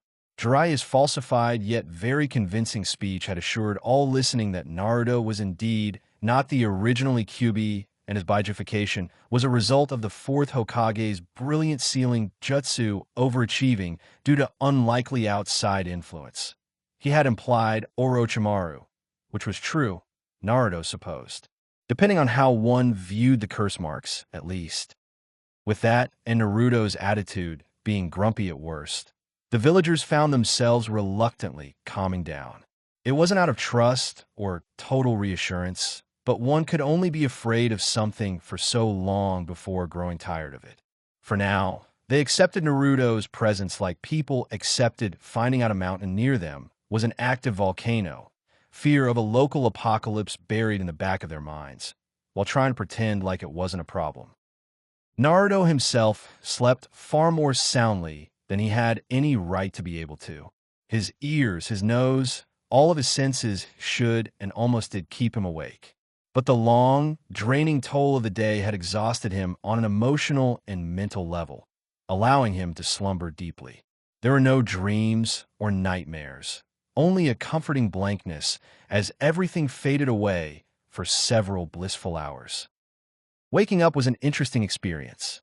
It was not the sun that stirred him from unconscious, but the sounds. A dull cacophony of noises built as people arose to go about their day.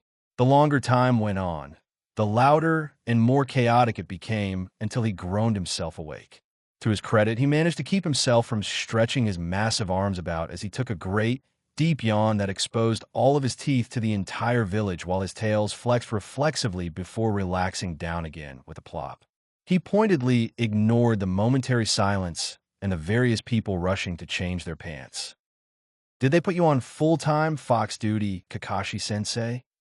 Naruto asked as he scratched his neck, glancing to the one-eyed Jonin sitting beneath a tree nearby. "Oh, just for now. But I call it fluffy duty," Kakashi answered with an eye smile.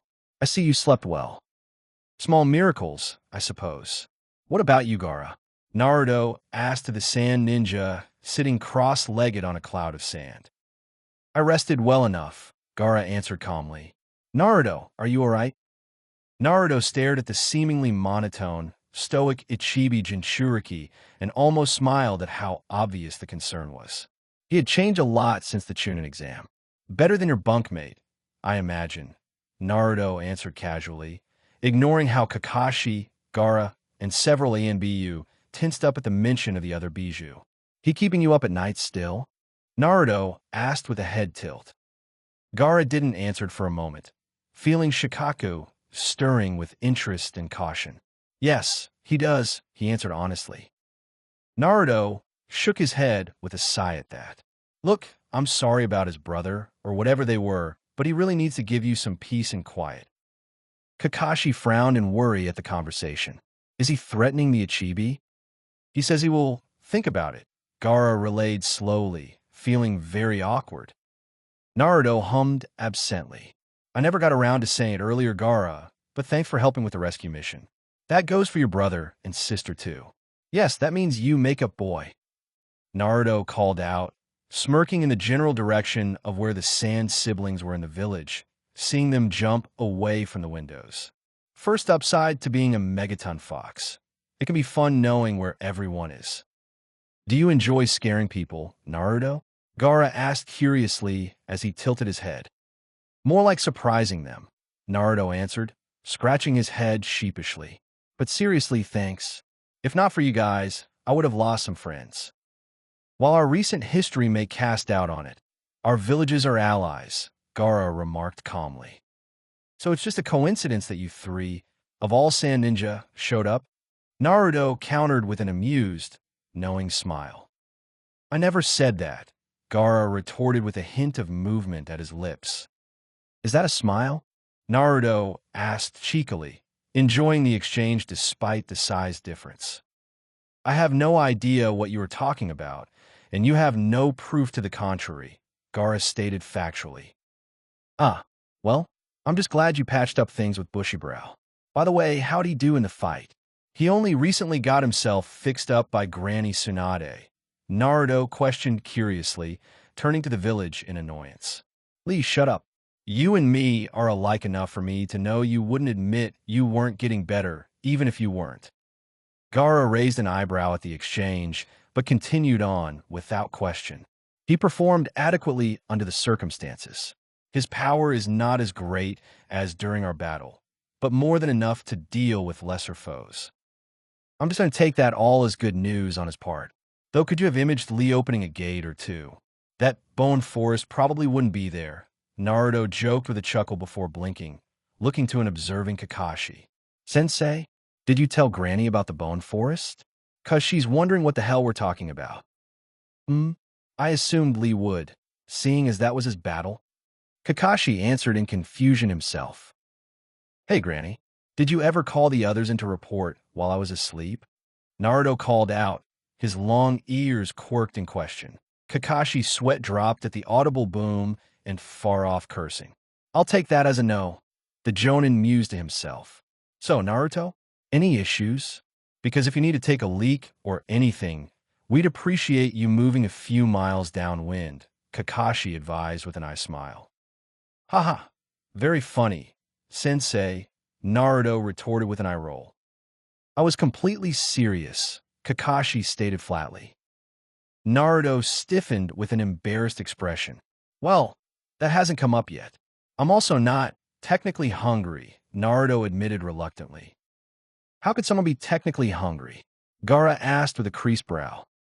Look, I don't need food or anything, but I'll probably go insane without bijou-sized ramen eventually, Naruto answered with a grumble. Gaara quirked his head as he stared at Naruto for a long, long time. Naruto, is there a reason you can't just use a transformation jutsu? A transformation jutsu? Naruto repeated without comprehension, his mouth open again before freezing in realization. The village growing extremely quiet as the fox continued to look thoughtful before moving to get up. Nananananano. A great outcry of many ninjas, including Kakashi, all started calling out to Naruto to urge him to stop in his perceived actions. Everyone shut up, Naruto yelled over them all, rubbing his giant ears. Okay, look, I'm not that stupid. Now, I'm gonna go a couple miles that way, Naruto stated, jabbing a finger over his shoulder, and see if this can't be solved by a damn academy jutsu. And be you, and everyone else keeping an eye on me? I'm a bijou. I'll be within line of sight for a long ways away. So, in other words, stay as close to me as you think your hazard pay is worth, Naruto stated matter-of-factly. Kakashi sighed deeply as he watched the golden kitsune turn about carefully, rumbling the village somewhat before he began to walk away. With a blank stare, he turned to Gaara, who was watching as his giant friend departed. Whatever happens next, I blame on you, kid, Kakashi stated in exasperation. Who are you again? Gaara asked as he glanced down at the leaf jonin. Oh, no one special. Just the one who invented the Chidori. Kakashi answered with an eye smile before vanishing in a body flicker to chase after the blonde behemoth. Tsunade wiped a hand over her face as she watched various ninja leap up the Hokage monument to chase after the bijou. Jiraiya, can he even use a jutsu like that? She questioned, turning her gaze to the toad sage. Why do you act like I'm some expert on tailed beasts? Jiraiya retorted, clearly frustrated for his own reasons. I mean, summons can use jutsus, and the bijou have various abilities that work like jutsu, but both are highly specialized to each creature. Meaning this could either work perfectly or Tsunade stopped as a very distant boom echoed into her office, followed by a dull rumble. Son of a bitch. Naruto's voice could be heard, far away but still very clear. End in disaster, as always, Tsunade said with a sigh as she returned to the window, seeing a column of smoke or steam rising from miles away. Well, at least he was smart enough to do this away from the village, Jiraiya pointed out, only to blink as another explosion erupted. Damn it, Naruto yelled again, this time more frustrated than shocked. Come on, you stupid jutsu. And too stubborn to accept that it won't work, Tsunade said with a sigh. Fucking come on. Jiraiya's look became concerned as he heard Naruto's outburst. Tsunade, I don't think that's stubbornness, he said solemnly. Meanwhile, Kakashi braced himself as Naruto went through the hand seals yet again, a blazing aura of golden chakra burning around his giant fox body. He was getting used to the feeling of it, but it was hard to shrug off such powerful waves of chakra. The glow grew brighter, blinding even, and just like the other times, the jutsu blew up in Naruto's face. Literally. Naruto growled as he was knocked on his back once more. Just let this work, damn it. Naruto spat out as he forced himself back up and did it again, singe marks on the fur of his head, torso, and hands growing with every attempted. Naruto, get a rest. This isn't helping anything, Kakashi called out urgently from a treetop. I know, Naruto answered even as he proceeded to try the jutsu again. This is bad, Tenzo remarked, the ANBU, making his appearance on a branch below Kakashi. Should I try and dash? Try and what, Tenzo? Naruto interrupted, turning to glare at the tiny masked man, frozen at the sight of so many teeth bared in a snarl. Try and do what? Naruto, that's enough, Kakashi reprimanded sternly. Tenzo dash. I know what he is, sensei. Naruto continued as he focused in on the ANBU. Or were you just too stupid to realize that when I heard Tsunade say your name, I got a pretty good idea of why you're halfway up my ass at all times? Naruto, I don't want to hurt you, Tenzo declared tensely, hands in a seal already. The whole world froze as Naruto slammed a mighty fist down to the side, the limb halfway embedded in the ground, sending earth and trees flying as Kakashi and Tenzo clutched to their tree while a typhoon of wind blasted by them. When they looked up, they saw Naruto's enormous face, covered partially in black from the backfire jutsus. Don't you get it? You can't hurt me, Naruto declared as he glared down at the humans. I'm all ready. Naruto, Kakashi called softly, Tenzo slowly putting his hands down as he saw the exact same thing Kakashi did. Naruto was crying. I'm already dead. Naruto finished choking back a sob as he broke his glare. I died back in that valley. I'm never going to sleep in my bed, eat with my friends, or train with my team. I'm never going to be me again. So forgive me if I want to try a few more times before giving up the one good shot I had of getting that back. And just like that, Naruto turned and walked away from them in a sulk. They watched as he went. It wasn't far before he suddenly stopped and sat down, his head hunched over with his ears drooped. Was that my fault? Tenzo asked cautiously. No, Tenzo. That was inevitable, Kakashi assured with a heavy sigh. I thought it would take longer to sink in, but Naruto was bound to have a bad reaction eventually. I know I'm only supposed to act if he becomes a threat to the village, but I was honestly worried he was becoming a threat to himself, Tenzo stated in concern. Naruto's only suicidal in the doesn't quit variety, Kakashi said, more to himself than anyone else, as he watched Naruto's form with a sorrowful eye. He winced as he heard something he never heard. Try as the giant fox might, Naruto couldn't suppress his sobs. Meanwhile, Naruto's soft cries couldn't be heard by most of the village, and those that did were only able because of how quiet the village had become. But all had heard the sorrowful, grieving outburst, prompting a heavy silence filled much of Konoha as words of his cries spread. Naruto's crying? Ino said with an awkward yet sympathetic look on her face as she looked out of the hospital window. What did you expect? Shikamaru asked with a sigh. Yeah, I'd be crying too if I got stuck in my clan's full expansion jutsu, Choji said, almost grumbling due to the bandages all over his body. You're just saying that because you'd starve, Ino retorted with an eye roll. Yes, Choji answered, feeling that was obvious. Even forgetting that he's a nine-tailed fox, and thus the subject of many fears caused by the previous fox? Whatever we're calling it now. He's stuck in a body that's just too big to live with humans, and everything he's ever wanted to achieve is more or less impossible. Even for Naruto, Shikamaru elaborated with a deep sigh. And all because his best friend put a lightning fist through his stomach. I thought it was a lightning blade? Choji asked, tilting his head and wincing at some of his wounds. I thought it was 1,000 chirping birds. Ino added in idly. What a drag, Shikamaru muttered. Point being, he was already hyper enough. Add in emotional problems and no way to work off by training or anything like that. Shikamaru pointed out, quirking a hollow smile. How ironic. Naruto might be one of the most powerful beings in the world now, and he can't even enjoy it. How messed up is that? Extremely. Team Asuma turned in surprise to see Kiba, of all people, leaning on the doorway. Came for a checkup and overheard you guys talking. He greeted with a half-hearted grin. Kiba, glad to see you're doing well. How's Akamaru? Shikamaru asked. Pretty well.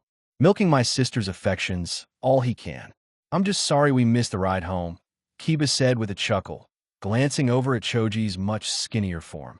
Wow, Mom always warned me about calling you Tubby, but never told me why, Kiba remarked. Yeah, well, Dad never had to explain to me why not to call you Dog Breath. Choji returned to the chuckle. Oh, like you ever had the guts to, Kiba countered with a friendly snort before sighing. So, Yeah, I'll stop ignoring the fox in the room. What do we do about Naruto? Because I gotta tell you, man, I should be happy he's crying after that far to the face trick he pulled on me. But hearing that idiot like this is a bit too much, Kiba remarked with a wince. What can we do? He's a megaton fox, as he puts it, Shikamaru said with a raised eyebrow. What could we possibly do to cheer him up when he'd need a lake of ramen to even remotely have enough to taste? I don't know. You're the genius, Chunin. I was hoping you'd know, Kiba retorted. There isn't enough food or water for him. He can't do more than talk to anybody, and he has to keep an eye on where he walks if he does more than stand up, Shikamaru remarked. Frankly, I never thought about it, but I'm not sure what the bijou even did before they were sealed. They don't need to eat, and as far as I know, we're almost never in the same area as each other. So I'm a bit at a lose for fun ideas to entertain giant masses of chakra. Kiba, does your family have a dog summoning contract? Or anything? Ino asked randomly. No, why? Kiba answered in confusion. Well, summon creatures can be gigantic too, so I thought Naruto could appreciate some company, Ino answered with a shrug. Why dogs, though? We already know the Sannin have toads and slugs like that, Kiba reminded in confusion. Well, I'm assuming IT would work better for Naruto if it was a more similar build, Ino answered simply. What are UFO? What the hell? Kiba exclaimed as his face went red in embarrassment. Oh ho ho, that kind of company. Oh, it hurts to laugh, but I don't care. Choji stated over pained laughs. Really, Ino? Really?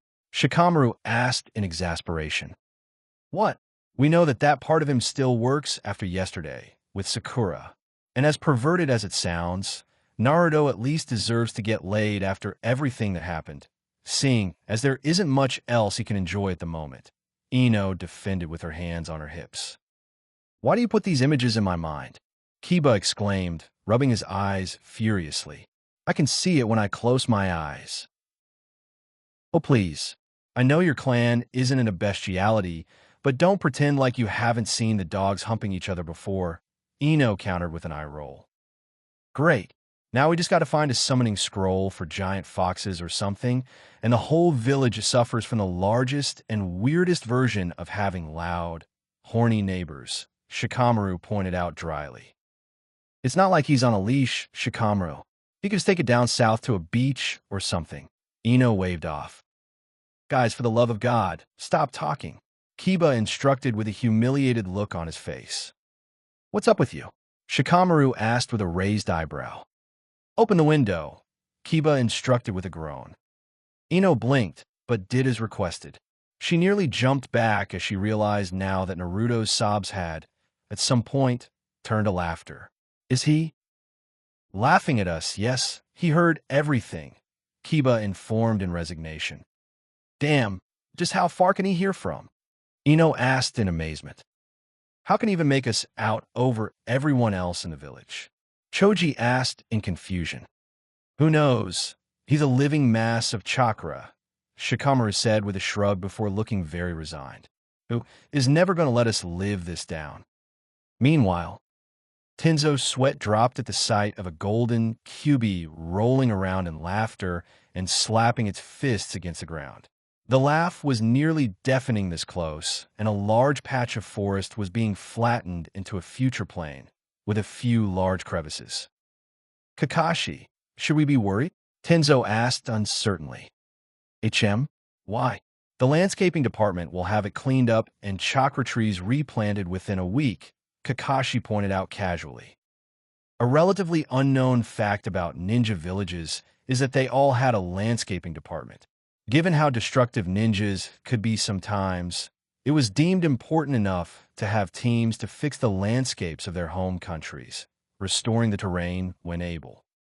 No, I mean about Naruto, suddenly bursting in laughter, Tenzo pointed out. Oh, that. No, I wouldn't worry. I'm sure he just heard a funny joke being told back in the village. Kakashi answered with an eye smile, inwardly relieved by Naruto's change in demeanor. Thanks, Ino. I needed that. Naruto yelled loudly, his voice echoing back into the village before returning to laughing. So, should we be concerned he knows about my style? Tenzo asked curiously. Not really. He's avoided actually saying you have it, so it's not like he told everyone about it, Kakashi pointed out. Though, I'm wondering how Ino got involved in anything.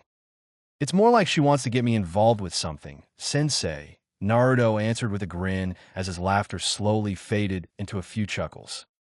His gigantic size made them sound far more ominous than his expression would indicate. I'm almost afraid to ask, Kakashi stated with a sweat drop. So, Naruto, want to talk about anything?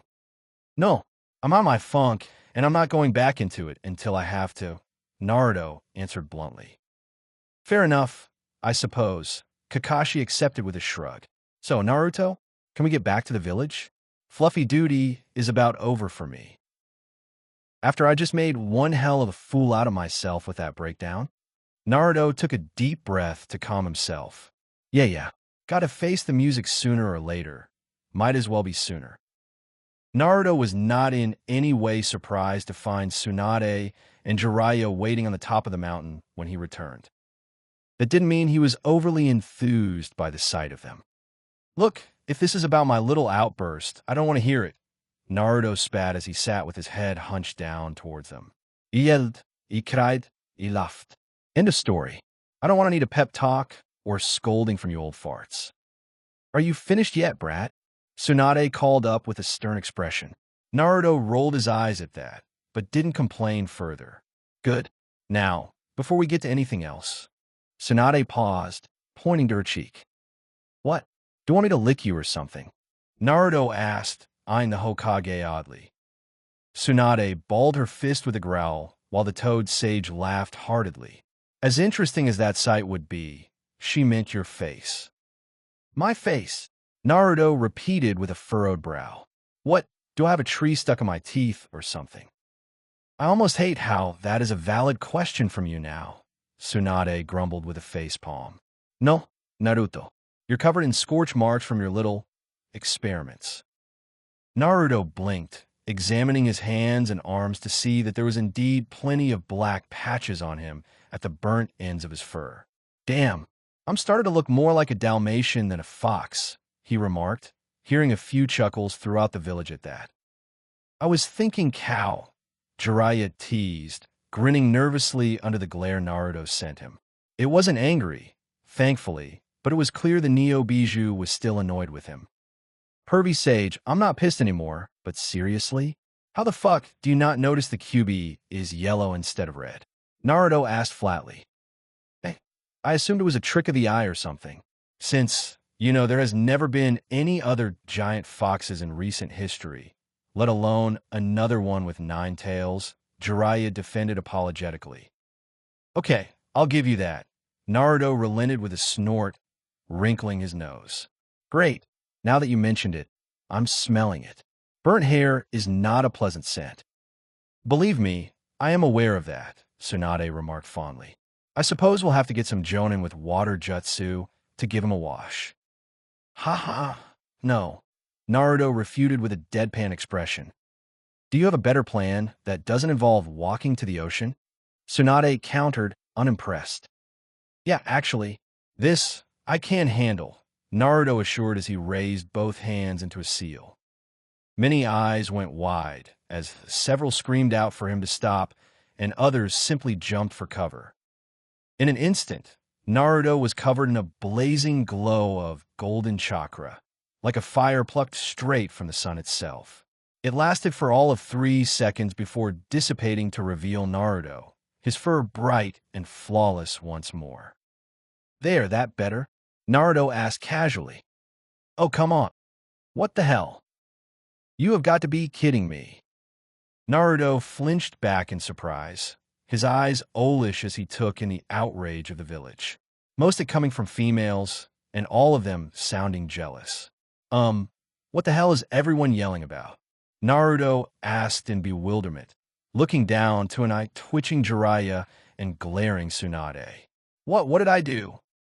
You just instantly get your entire coat back to brilliant perfection with just one burst of chakra? Tsunade asked in annoyance. If you want to put it like that, I guess. Naruto answered, scratching his head in confusion. You just became the envy of just about every female in the village. Naruto, Jiraiya stated bluntly. And you? Naruto countered with a smug and knowing look. I have hair jutsu. It's a legitimate concern of the job, the Toad Sage defended fervently. And almost the entire Hyuga clan. Yeah, I said it. I heard every one of you muttering. Naruto called in the direction of the pale-eyed clan's compound. And yet, I didn't get a peep from any Inuzuka clan, even the women, unless you count the dogs with scars in their fur. Can he understand dogs now? Jiraiya murmured to himself uncertainly. Do not hit the brat on the nose. Do not hit the brat on the nose, Tsunade murmured to herself before taking a breath to calm herself. Why did you even know you can do that? Naruto shrugged. I did it before I gathered up the others for the trip back here. Granted, that was just to get dry, but I figured it could work for this too. Did we ever mention I transformed in the river, Kakashi-sensei?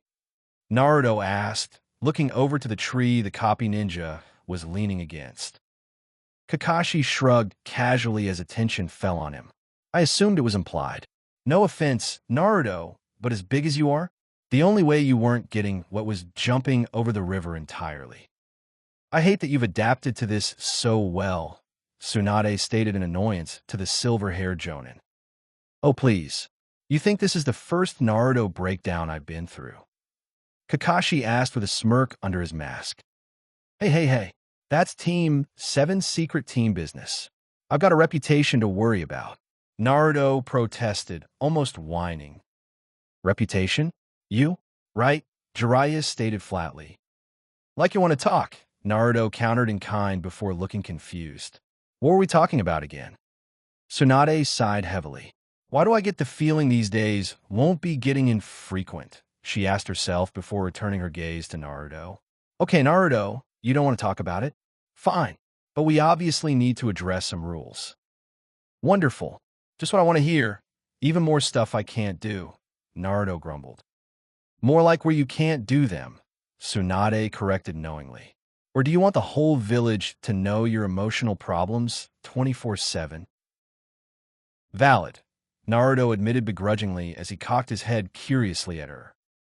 And training with jutsu, or at all, let's be frank, is a disaster waiting to happen. So, we're going to find an area down south for you to go to and stretch your limbs, she explained. Weren't you just mocking the idea of him walking down to the ocean, Lady Hokage? Kakashi asked casually. That was a joke. This is serious, Tsunade waved off. You'll have to wait a few days while we clear it with the powers that be. Naruto blinked at that. There was only one power the Hokage answered to, so that meant the daimyo. What the hell did the fire daimyo think about having an unsealed bijou running around? By the heavenly bosom, he's actually thinking ahead, Jiraiya teased with a grin. Naruto gave him the flattest look possible. I'm not going to bring up the many reasons I now have to sit down and contemplate every decision I ever made in life. Pervy sage. Right, Jiraiya accepted awkwardly, looking for a way to change the topic. Anyway, who is going to discuss this with the powers that be? Because I already explained this to the villagers, so now it's someone else's turn. Kakashi held up his hands in surrender. Don't look at me. I'm on call 24/7 in case I need to take over fluffy duty for anyone else. In fairness, I keep telling them to just pull up a lawn chair and read a book or something, Naruto said, scratching under his chin idly. It's not like I'm hard to keep track of anymore. What? The others haven't done that yet? Kakashi asked in mock surprise. Sensei, you don't count. You fought us while reading a book, Naruto reminded flatly. Don't pretend like you didn't think it was cool afterwards, Kakashi teased with an eye smile. Naruto's eye twitched, but said absolutely nothing, knowing he wouldn't win this argument. Meanwhile, I'm sorry, but I thought I was the one that was supposed to be accused of being senile. The messenger couldn't help sweating nervously under the old Tsuchikige's annoyed look. I am merely the messenger, my lord, but they swear the information is accurate. Accurate? Inoki repeated grumpily. You expect me to believe the report that the nine-tailed fox is loose and sleeping peacefully on Konoha's precious rock sculpture is accurate? Even after it was stabbed by that snot-nosed toad brat's overgrown, unskinned wallet? Is the OW my back? Inoki groaned, having tried to stand a little too fast. Easy, Gramps, Kuratsuchi advised, helping him sit back down. Stop treating me like a cripple, Inoki grumbled, glaring at the messenger. Boy, I have seen the QB in its last days of freedom, and I find it hard to image that beast has any pleasant feelings for the Leaf Village after all this time. Be that as it may, Lord Sasuke, that is what all the reports indicate, the messenger assured again before swallowing in dread. But I'm not so certain that this is the same demon you saw, my lord. Inoki stared at him for a long instant, wondering if his hearing was finally giving out. What are you babbling about now? All records of the nine-tailed fox indicates it has a blood-red coat, correct? The Jonin asked. I'd say more orange, but what's your point? Inoki demanded. The fox, in every account, is golden in color, sir.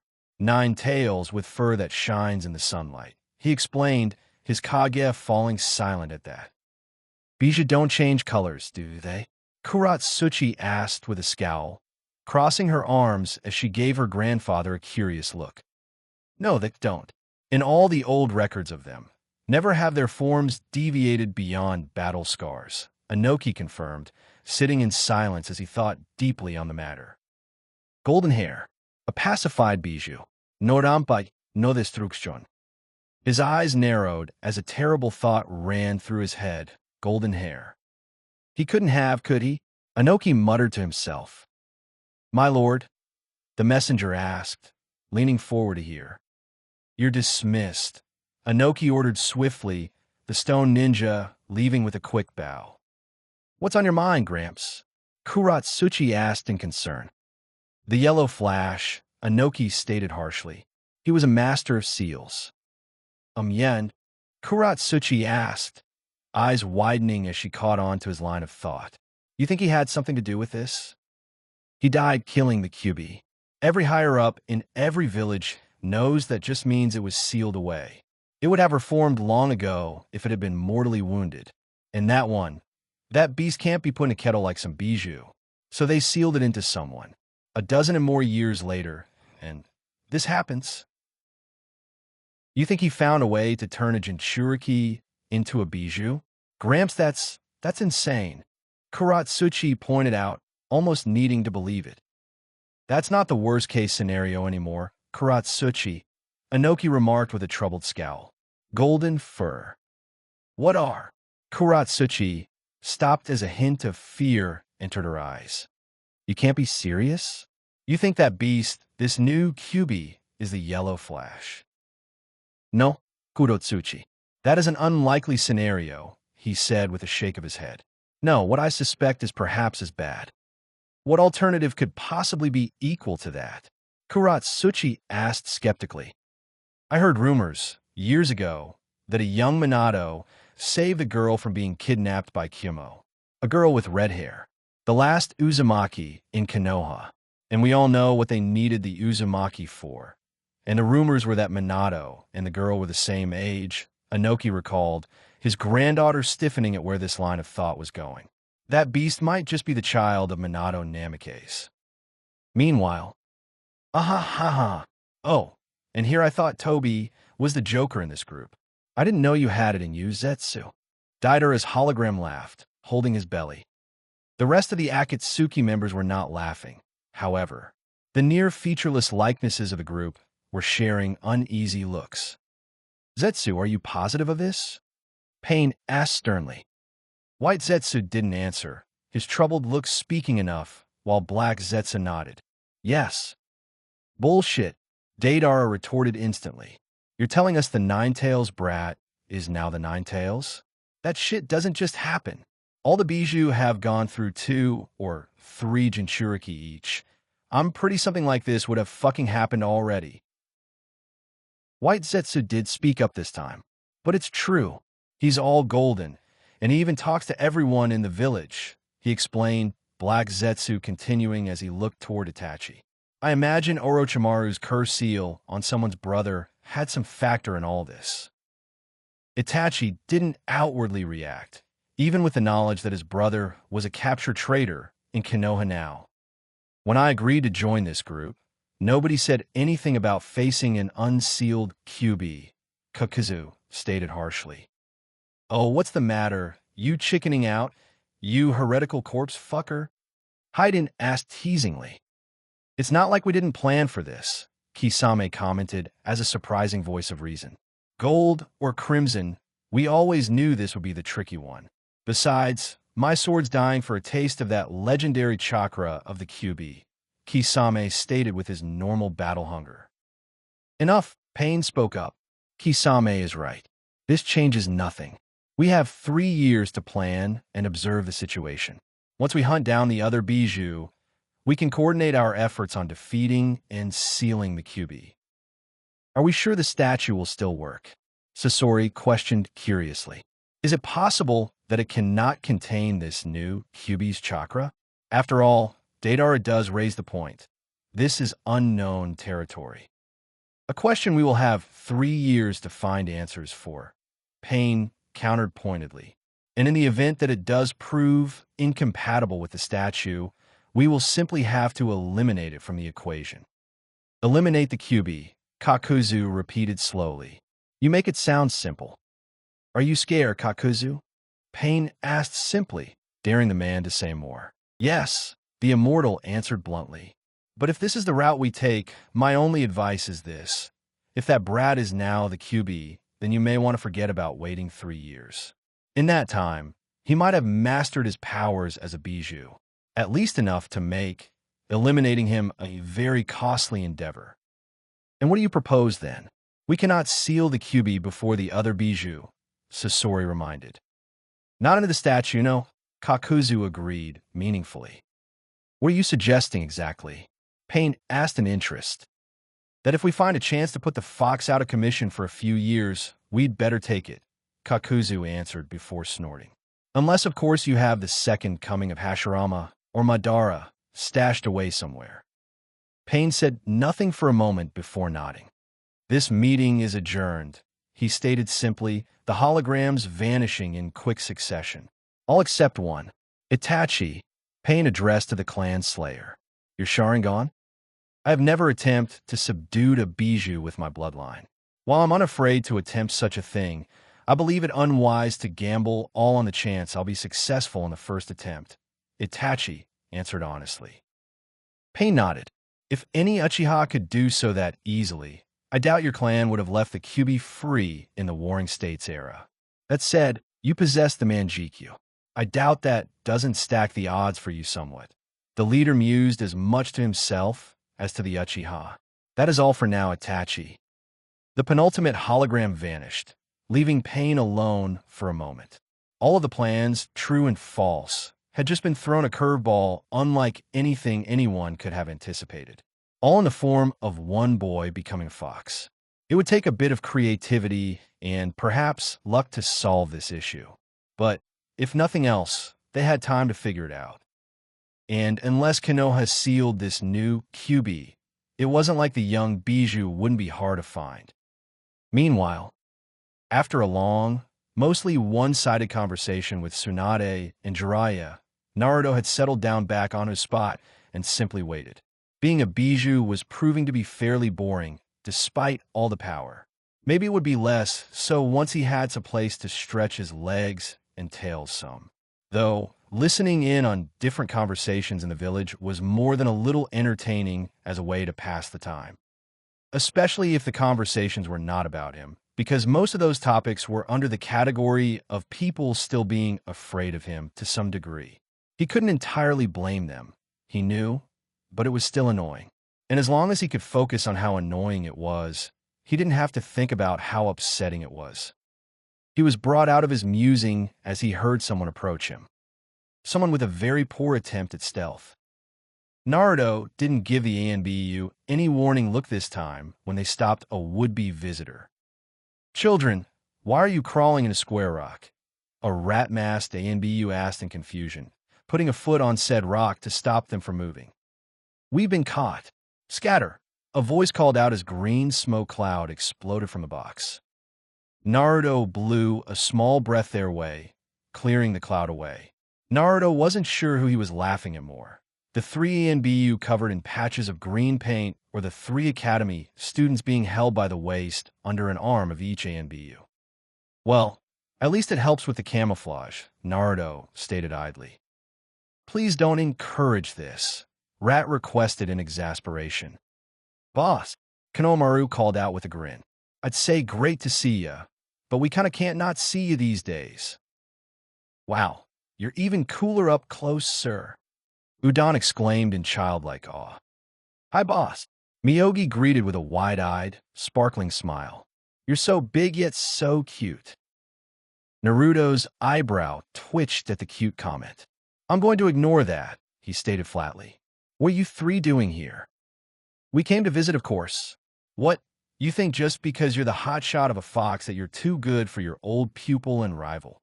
Konohamaru challenged with a smirk. The ANBU all shared a look. Yes, this was the grandson of the third Hokage, but the boy did realize his rival was now a bijou, right? More like too much of a hazard if you're not a ninja yet, Naruto answered, jabbing a finger to a point behind him. The children in ANBU glanced in the direction, seeing the destroyed forest and upturned earth from where he had moved and sat down. I kind of changed the geography a bit just by moving, Naruto remarked, suddenly looking very annoyed and glaring out at the village. Oh, screw you, Irika-sensei. Of course I knew the word geography. Also, why aren't you dragging these brats back to class already? Oh, school's still out. The ANBU sweat dropped while the children just laughed at Naruto's antics. Yeah, we got a day off after the day you walked up to the village, Konohamaru explained. Oh, well, you're welcome then, Naruto said cheekily. You're a horrible role model, one of the ANBU stated in jest. I'm 13, Sumi, Naruto countered before scratching his chin. Speaking of which, I have to talk to the old hag about my apartment. Oh, can we live there? Can we turn it into a Naruto fan club clubhouse? Miyogi requested gleefully. Fan club house? Whatever, you know what we mean, Udon added on. Not a chance in hell, kids, Naruto retorted dryly. Can you at least call off your ANBU paparazzi? Konohamaru asked cheekily. Besides, it's not like you're going to hurt us. Konohamaru, you'd hurt yourself just falling off while trying to climb up on me, Naruto pointed out. What? Who said anything about climbing on you, boss? Konohamaru asked, all three of them trying to look innocent. Do my giant ears mean nothing to you? Naruto asked with a smirk. Fine, but can you at least answer one question while we're here? Miyogi requested. Fire away, Naruto granted with a shrug.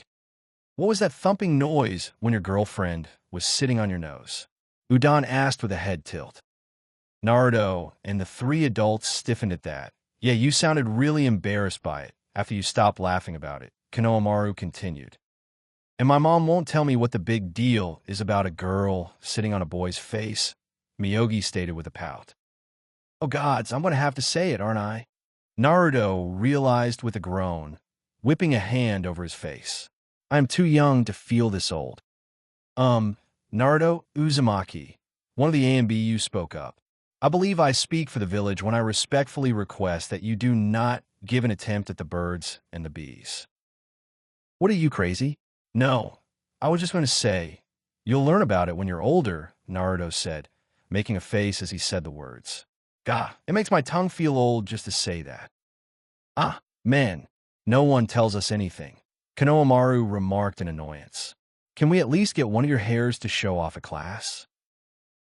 Okay, Konohamaru, life lesson number 1, never ask anybody that. It makes you sound like a creepy stalker, Naruto warned. And even if it didn't? Still no. Can you take us for a ride on my birthday? Konohamaru tried hopefully. Naruto sighed as he stared at the three hopeful eyes. Figure out how to climb trees without your hands, then we'll talk. Can we send them home now? One of the ANBU requested, growing mildly irritated at the situation. Yes, head off. Have fun, you brats, Naruto said as the ANBU vanished with their cargo, the children waving goodbye. He shook his head, scratching his nose as he fought off one of the many urges he had to sneeze. People were definitely talking about him today. It had been a week since Naruto's little episode, and by sheer force of proximity, the village was largely settling back into normalcy. Okay, the next one who tries to climb my tails on a dare is going for a ride. Or what could pass for it? Again? That's the fourth time, Tintin said with a frown as they glanced up from the training grounds. The sight of an angry Ninetales would have inspired fear before, but now it was a regular occurrence with only the heavy chakra, unnerving people near the mountain.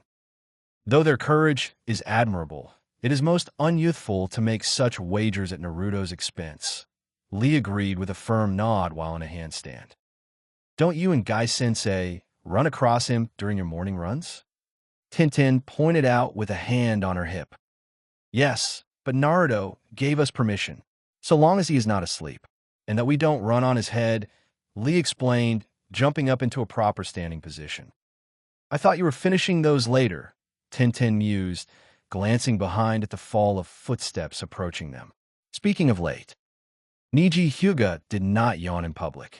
He had an image to uphold for the clan, but his teammates knew very well when Niji hadn't slept well. He squinted a bit, he rolled his shoulders as if to pop a joint, and he was less talkative than normal. Ichinen, Niji grunted in affirmation. Perhaps you require better sleepwear, my rival, Lee suggested. No, I do not, Niji denied before Lee could even suggest something green and horrid. Are you sure you should be up training already? Tintin asked in concern. Niji placed a hand on his shoulder where the wound used to be. I've recovered well so far. I'm not allowed on missions yet, but I'm clear for training in the meantime. Then what troubles you, our friend? Lee asked, concerned but overenthusiastic as ever. Niji glanced over his shoulder at the Hokage mountain. I believe someone in the compound is speaking ill of our resident Bijou. What makes you say that? Tintin asked in surprise. We haven't noticed him say anything. Every now and again, the compound is overcome with a pressure in the air and something, almost like killer intent, but not as potent, Niji informed vaguely. Each time, Naruto is glaring at the compound when this happens. Oh, well, I suppose that would be a bit troubling, Tintin said while glancing at the colossal vulpine, who was sitting up and peering out at something, or perhaps nothing at all. Has anyone tried bringing it up with anyone, or talking to him about it? On the contrary, we've been told not to buy the elders, Niji said with a frown. Why? Tintin asked incredulously. Annoying old goats. All three froze, looking towards a muttering fox. While he chose not to look in their direction, they got the sense that was meant for them. Okay, that answers that question.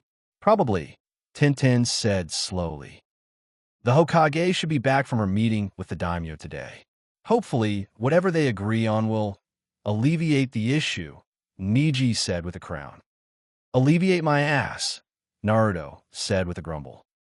They have ointment for that, Kakashi quipped, reclining on a tree branch nearby, reading his book. But we don't have enough in the village or country. Haha, very funny, Naruto said sarcastically as he glanced around. Who and what is he looking for? Tenzo asked curiously, standing on a branch neighboring Kakashi. He can't hear you, Kakashi reminded. I can, Naruto agreed pointedly, ears flickering. Okay, who or what are you looking for? Tenzo called up. Tsunade. The old hag is taking her time, Naruto murmured in annoyance. Wait a minute, back up, Kakashi said, looking up from his novel. You can sense the Hokage from here. Unless I got mixed up along the way. But the old hag kind of stands out, Naruto mused, eyes on the horizon. I'm betting she got drunk. That's not a bet. That's a fact, Kakashi corrected. You can sense chakra that well, though. Not really. It's mostly just the big ones, Naruto answered idly, scratching at his side. He didn't want to call people bugs, but that's what them crawling on him felt like sometimes.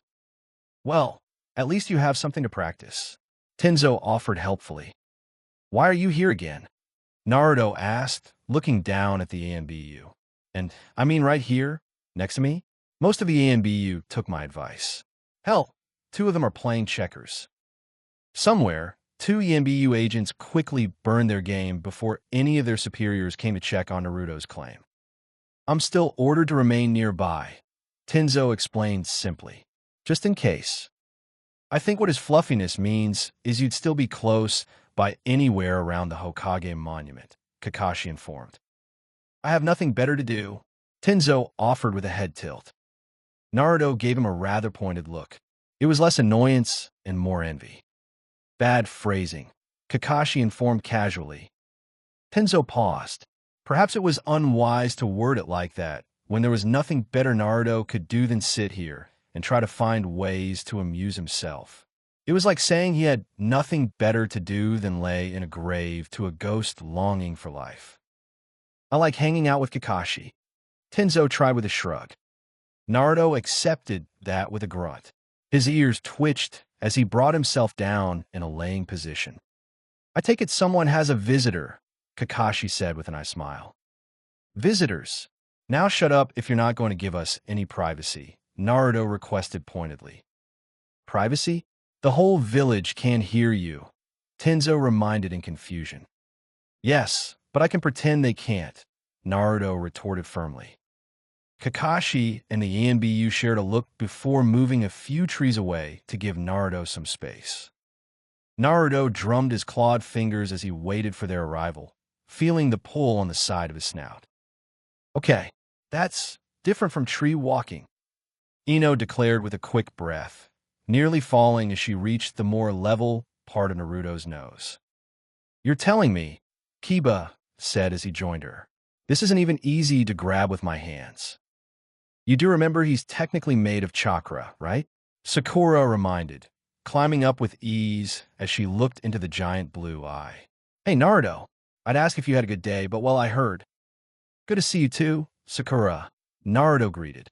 Kiba, Ino. Ino awkwardly turned to meet his gaze. Hey, Naruto. Find any summoning scrolls yet? Naruto asked cheekily. Ino blushed and cringed. You're never letting that go, are you? Not a chance in hell, Naruto answered with a deep chuckle, his tail swishing in mirth. Good breeze we got here, Tenzo remarked in jest to Kakashi, who ignored him while trying to keep his pages from flipping in the wind. You still haven't told me what he means by that, Sakura said with her arms crossed, giving Ino an accusing look. Neither has he, Ino yelled in embarrassment, pointing at Naruto. So you want the entire village to know about your idea to give Naruto some stress relief? Kiba jabbed with a grin. Ino practically swallowed her tongue, a bit of her soul dying at the sheer idea of how humiliating that would be. What does that mean? Sakura said with a narrow gaze, Naruto's muzzle rumbling under their feet with every chuckle. Nothing, you nose rubber, Ino called back with a furious blush. What did you just call me? Sakura yelled back, the two glaring at each other. Well, this was certainly worth the climb, Kiba remarked as he eyed the potential catfight. Good to see you too, Kiba, Naruto snarked, interrupting the spat between friends. You better not have track dog shit up here. Oh, piss off. Sakura already got on my case for that, Kiba complained. Kiba, your family has a kennel, and we're standing on his nose, Sakura reminded with a sigh. His nose. You want to get flicked off out of spite.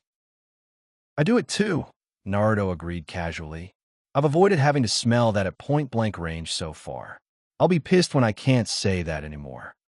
Kiba became fairly unnerved and resisted the urge to check his sandals for any turds. Right? So, how's Choji doing? Naruto asked curiously. What? You don't just listen in and find out, Ino asked in surprise. Naruto gave a giant shrug. I try not to hear anything from Choji or his family. Food always gets brought up and reminds me I haven't eaten anything in a week, Naruto said with a longing sigh, which stopped suddenly as he gazed past the trio. No, Choji, it's not your fault. Just something I have to get used to. Sakura's smile waned and gained a worried tint that she tried to hide. Naruto was growing accustomed to being the QB, but it was still obvious he longed for a lot of things about being human. Tasting food was a big one, as was training. So, Naruto, Ino stated awkwardly, Anything interesting to talk about? You know, that the village hasn't already heard. I mean, I know what panties you're wearing just by how much you debated it, Naruto answered bluntly. WW what the hell? Pervert, Ino declared in a loud and accusing voice as Sakura facepalmed and Kiba clutched his stomach from laughter. Why were you even listening in on that? Were you spying on me? You and everyone in the village know damn while I try to look at the hot springs as little as possible. So I sure as hell don't peep on people in their own homes. Granted, most of the time, all the windows facing me stay closed and covered when people are naked, Naruto stated before glancing out of the village. I honestly appreciate that, everyone. Several people said, "You're welcome," in varying tones, but Naruto turned his eyes back to Ino. Ino huffed and crossed her arms, still embarrassed. Then why were you listening to me while I was changing? Ino demanded. You mentioned the tiger one. I thought you meant a literal tiger, Naruto answered with a smirk. I don't know what's more exasperating. Naruto telling the whole village that you're wearing tiger panties, or are you wearing them to begin with? Sakura said, giving her friend a look. Oh, shit, I just realized everyone knows, Kiba said with a snicker. Hope you weren't hoping to surprise someone with those. Shut up, both of you. I'm burning them, Ino declared with a growl before turning to Naruto. And you, if you weren't a mountain of fur, I'd clobber you. You're just jealous I have better hair than you now, Naruto retorted with a snort. Wow, how do people stay on top of giant summons? Kiba called out as he nearly lost his footing. It works better from up here. The trio looked up instantly at the new arrival perched on Naruto's head. Lady Hokage! They all barked in greeting, standing at attention. Old hag, Naruto acknowledged wryly. You smell soberer than I expected. Swanda's eyebrow twitched as she raised her foot and slammed it down on Naruto's head. Naruto winced, ears raised in discomfort. Geez, I actually felt that. Good to see you too, Naruto, Tsunade said with a tired headshake. I trust everything's been peaceful. As peaceful as it ever is, Naruto mused, humming curiously. Why'd you come up here? You were coming from the north, not the east. I heard you say something about tiger panties. I assumed Jiraiya was involved, Tsunade answered flatly. No, the pervy sage went peeping at some river, Naruto answered knowingly. A river? Tsunade asked in curiosity. Oh, right, you were already gone for that, Sakura realized. He stopped trying at hot springs after Naruto kept telling whenever he was doing his research. Did you now? Tsunade asked in amused approval. Damn, giggling really started giving me a headache with these ears, Naruto grumbled to himself. On behalf of all women in the village, I humbly thank you, Tsunade said, perhaps overplaying it a bit. Way I heard it, some of them offered to give him a free show as a reward, Kiba commented, glancing to the side with envy. Lucky bastard. They didn't, thank God, Naruto said with a sigh. Don't torture someone with what they can't have, Kakashi remarked sagely as he joined Tsunade on Naruto's forehead. Great way to make me feel better, Sensei, Naruto stated dryly. You're welcome, my fluffy student, Kakashi said with an eye smile before turning serious as he looked at Tsunade. Welcome home, Lady Tsunade. How'd the meeting going? Yeah, what did the daimyo have to say? Naruto asked curiously. Also, when did my head become a meeting place? There's plenty of spare room, Sakura teased. You're lucky I still think you're cute, Sakura, Naruto said bluntly. Sakura froze at that, flushing just a bit at the blunt compliment, but not sure how to retort. If you're all done being awkward teens, Tsunade interrupted before looking down at Naruto's golden fur. Normally, we'd have a formal announcement, but I'm sure you'll just broadcast it just fine when you hear the news. Well, I will now, Naruto said with a grin. The daimyo was surprisingly calm and relaxed about the whole thing, Tsunade admitted with a frown. And after much deliberation, he has agreed to designate a beach in the south as a, let's just call it a Naruto space for now. I'm moving to a beach, Naruto asked curiously, getting the attention of literally everyone. Not exactly. You'll be allowed to travel back and forth between the village and there whenever you want, Tsunade corrected. He felt the need to make that clear. I'm staying at a beach when I'm not in the village. People, Naruto informed to Konoha at large. Tsunade sighed as she continued. The daimyo just asked that you make only one path back and forth. There are no known villages in the area, fishing or otherwise, so you being there won't have too much effect on anyone. I think I can do that. How big is it? Naruto asked curiously. Should be big enough. After all, you need plenty of space for training, Tsunade mused with a smirk. But don't say that part out loud. Naruto grunted in understanding. Just as long as Tenny isn't up my ass all day, every day. No, not you, Tintin. Different Tin. I think we can allow that, Tsunade accepted. We'll still have some ninja to keep an official eye on things. Figures.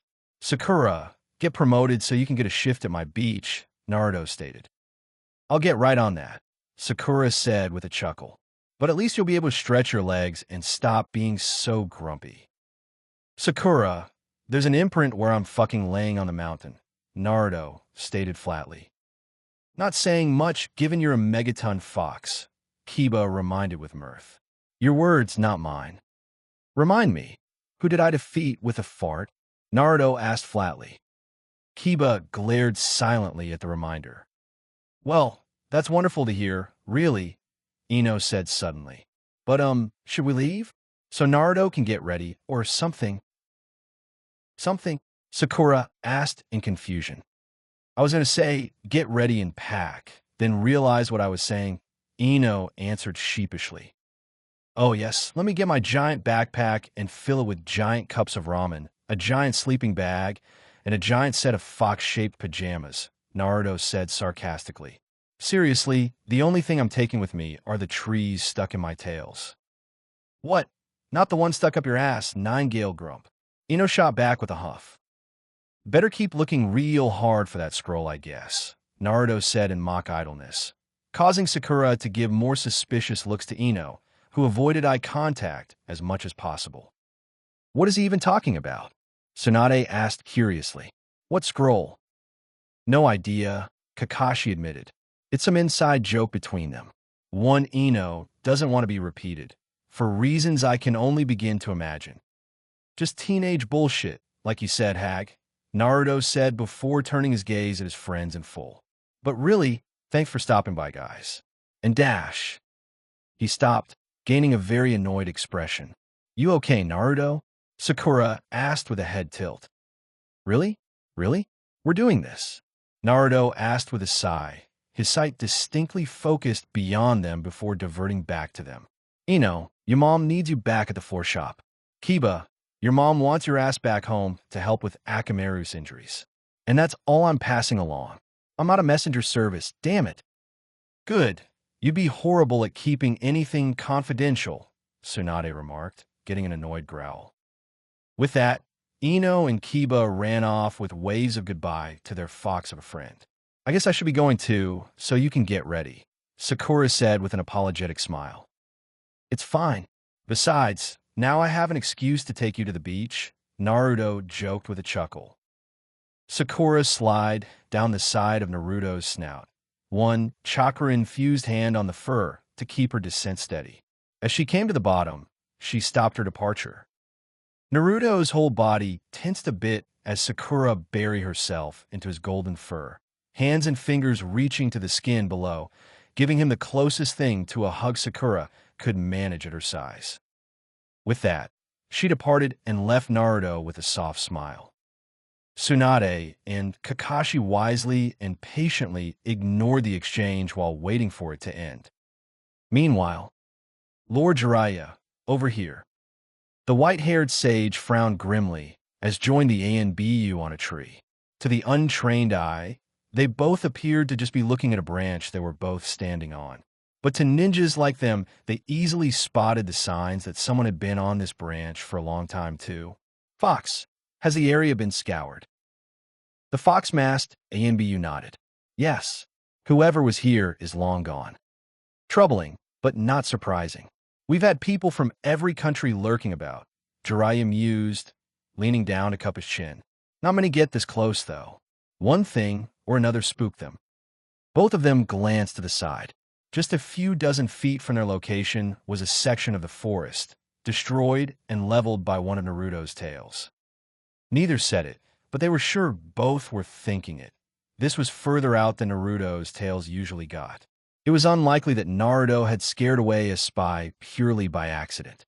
But Jiraiya wasn't sure if Naruto was being smart and not blurting this out to the village, or if he just got annoyed with someone watching him.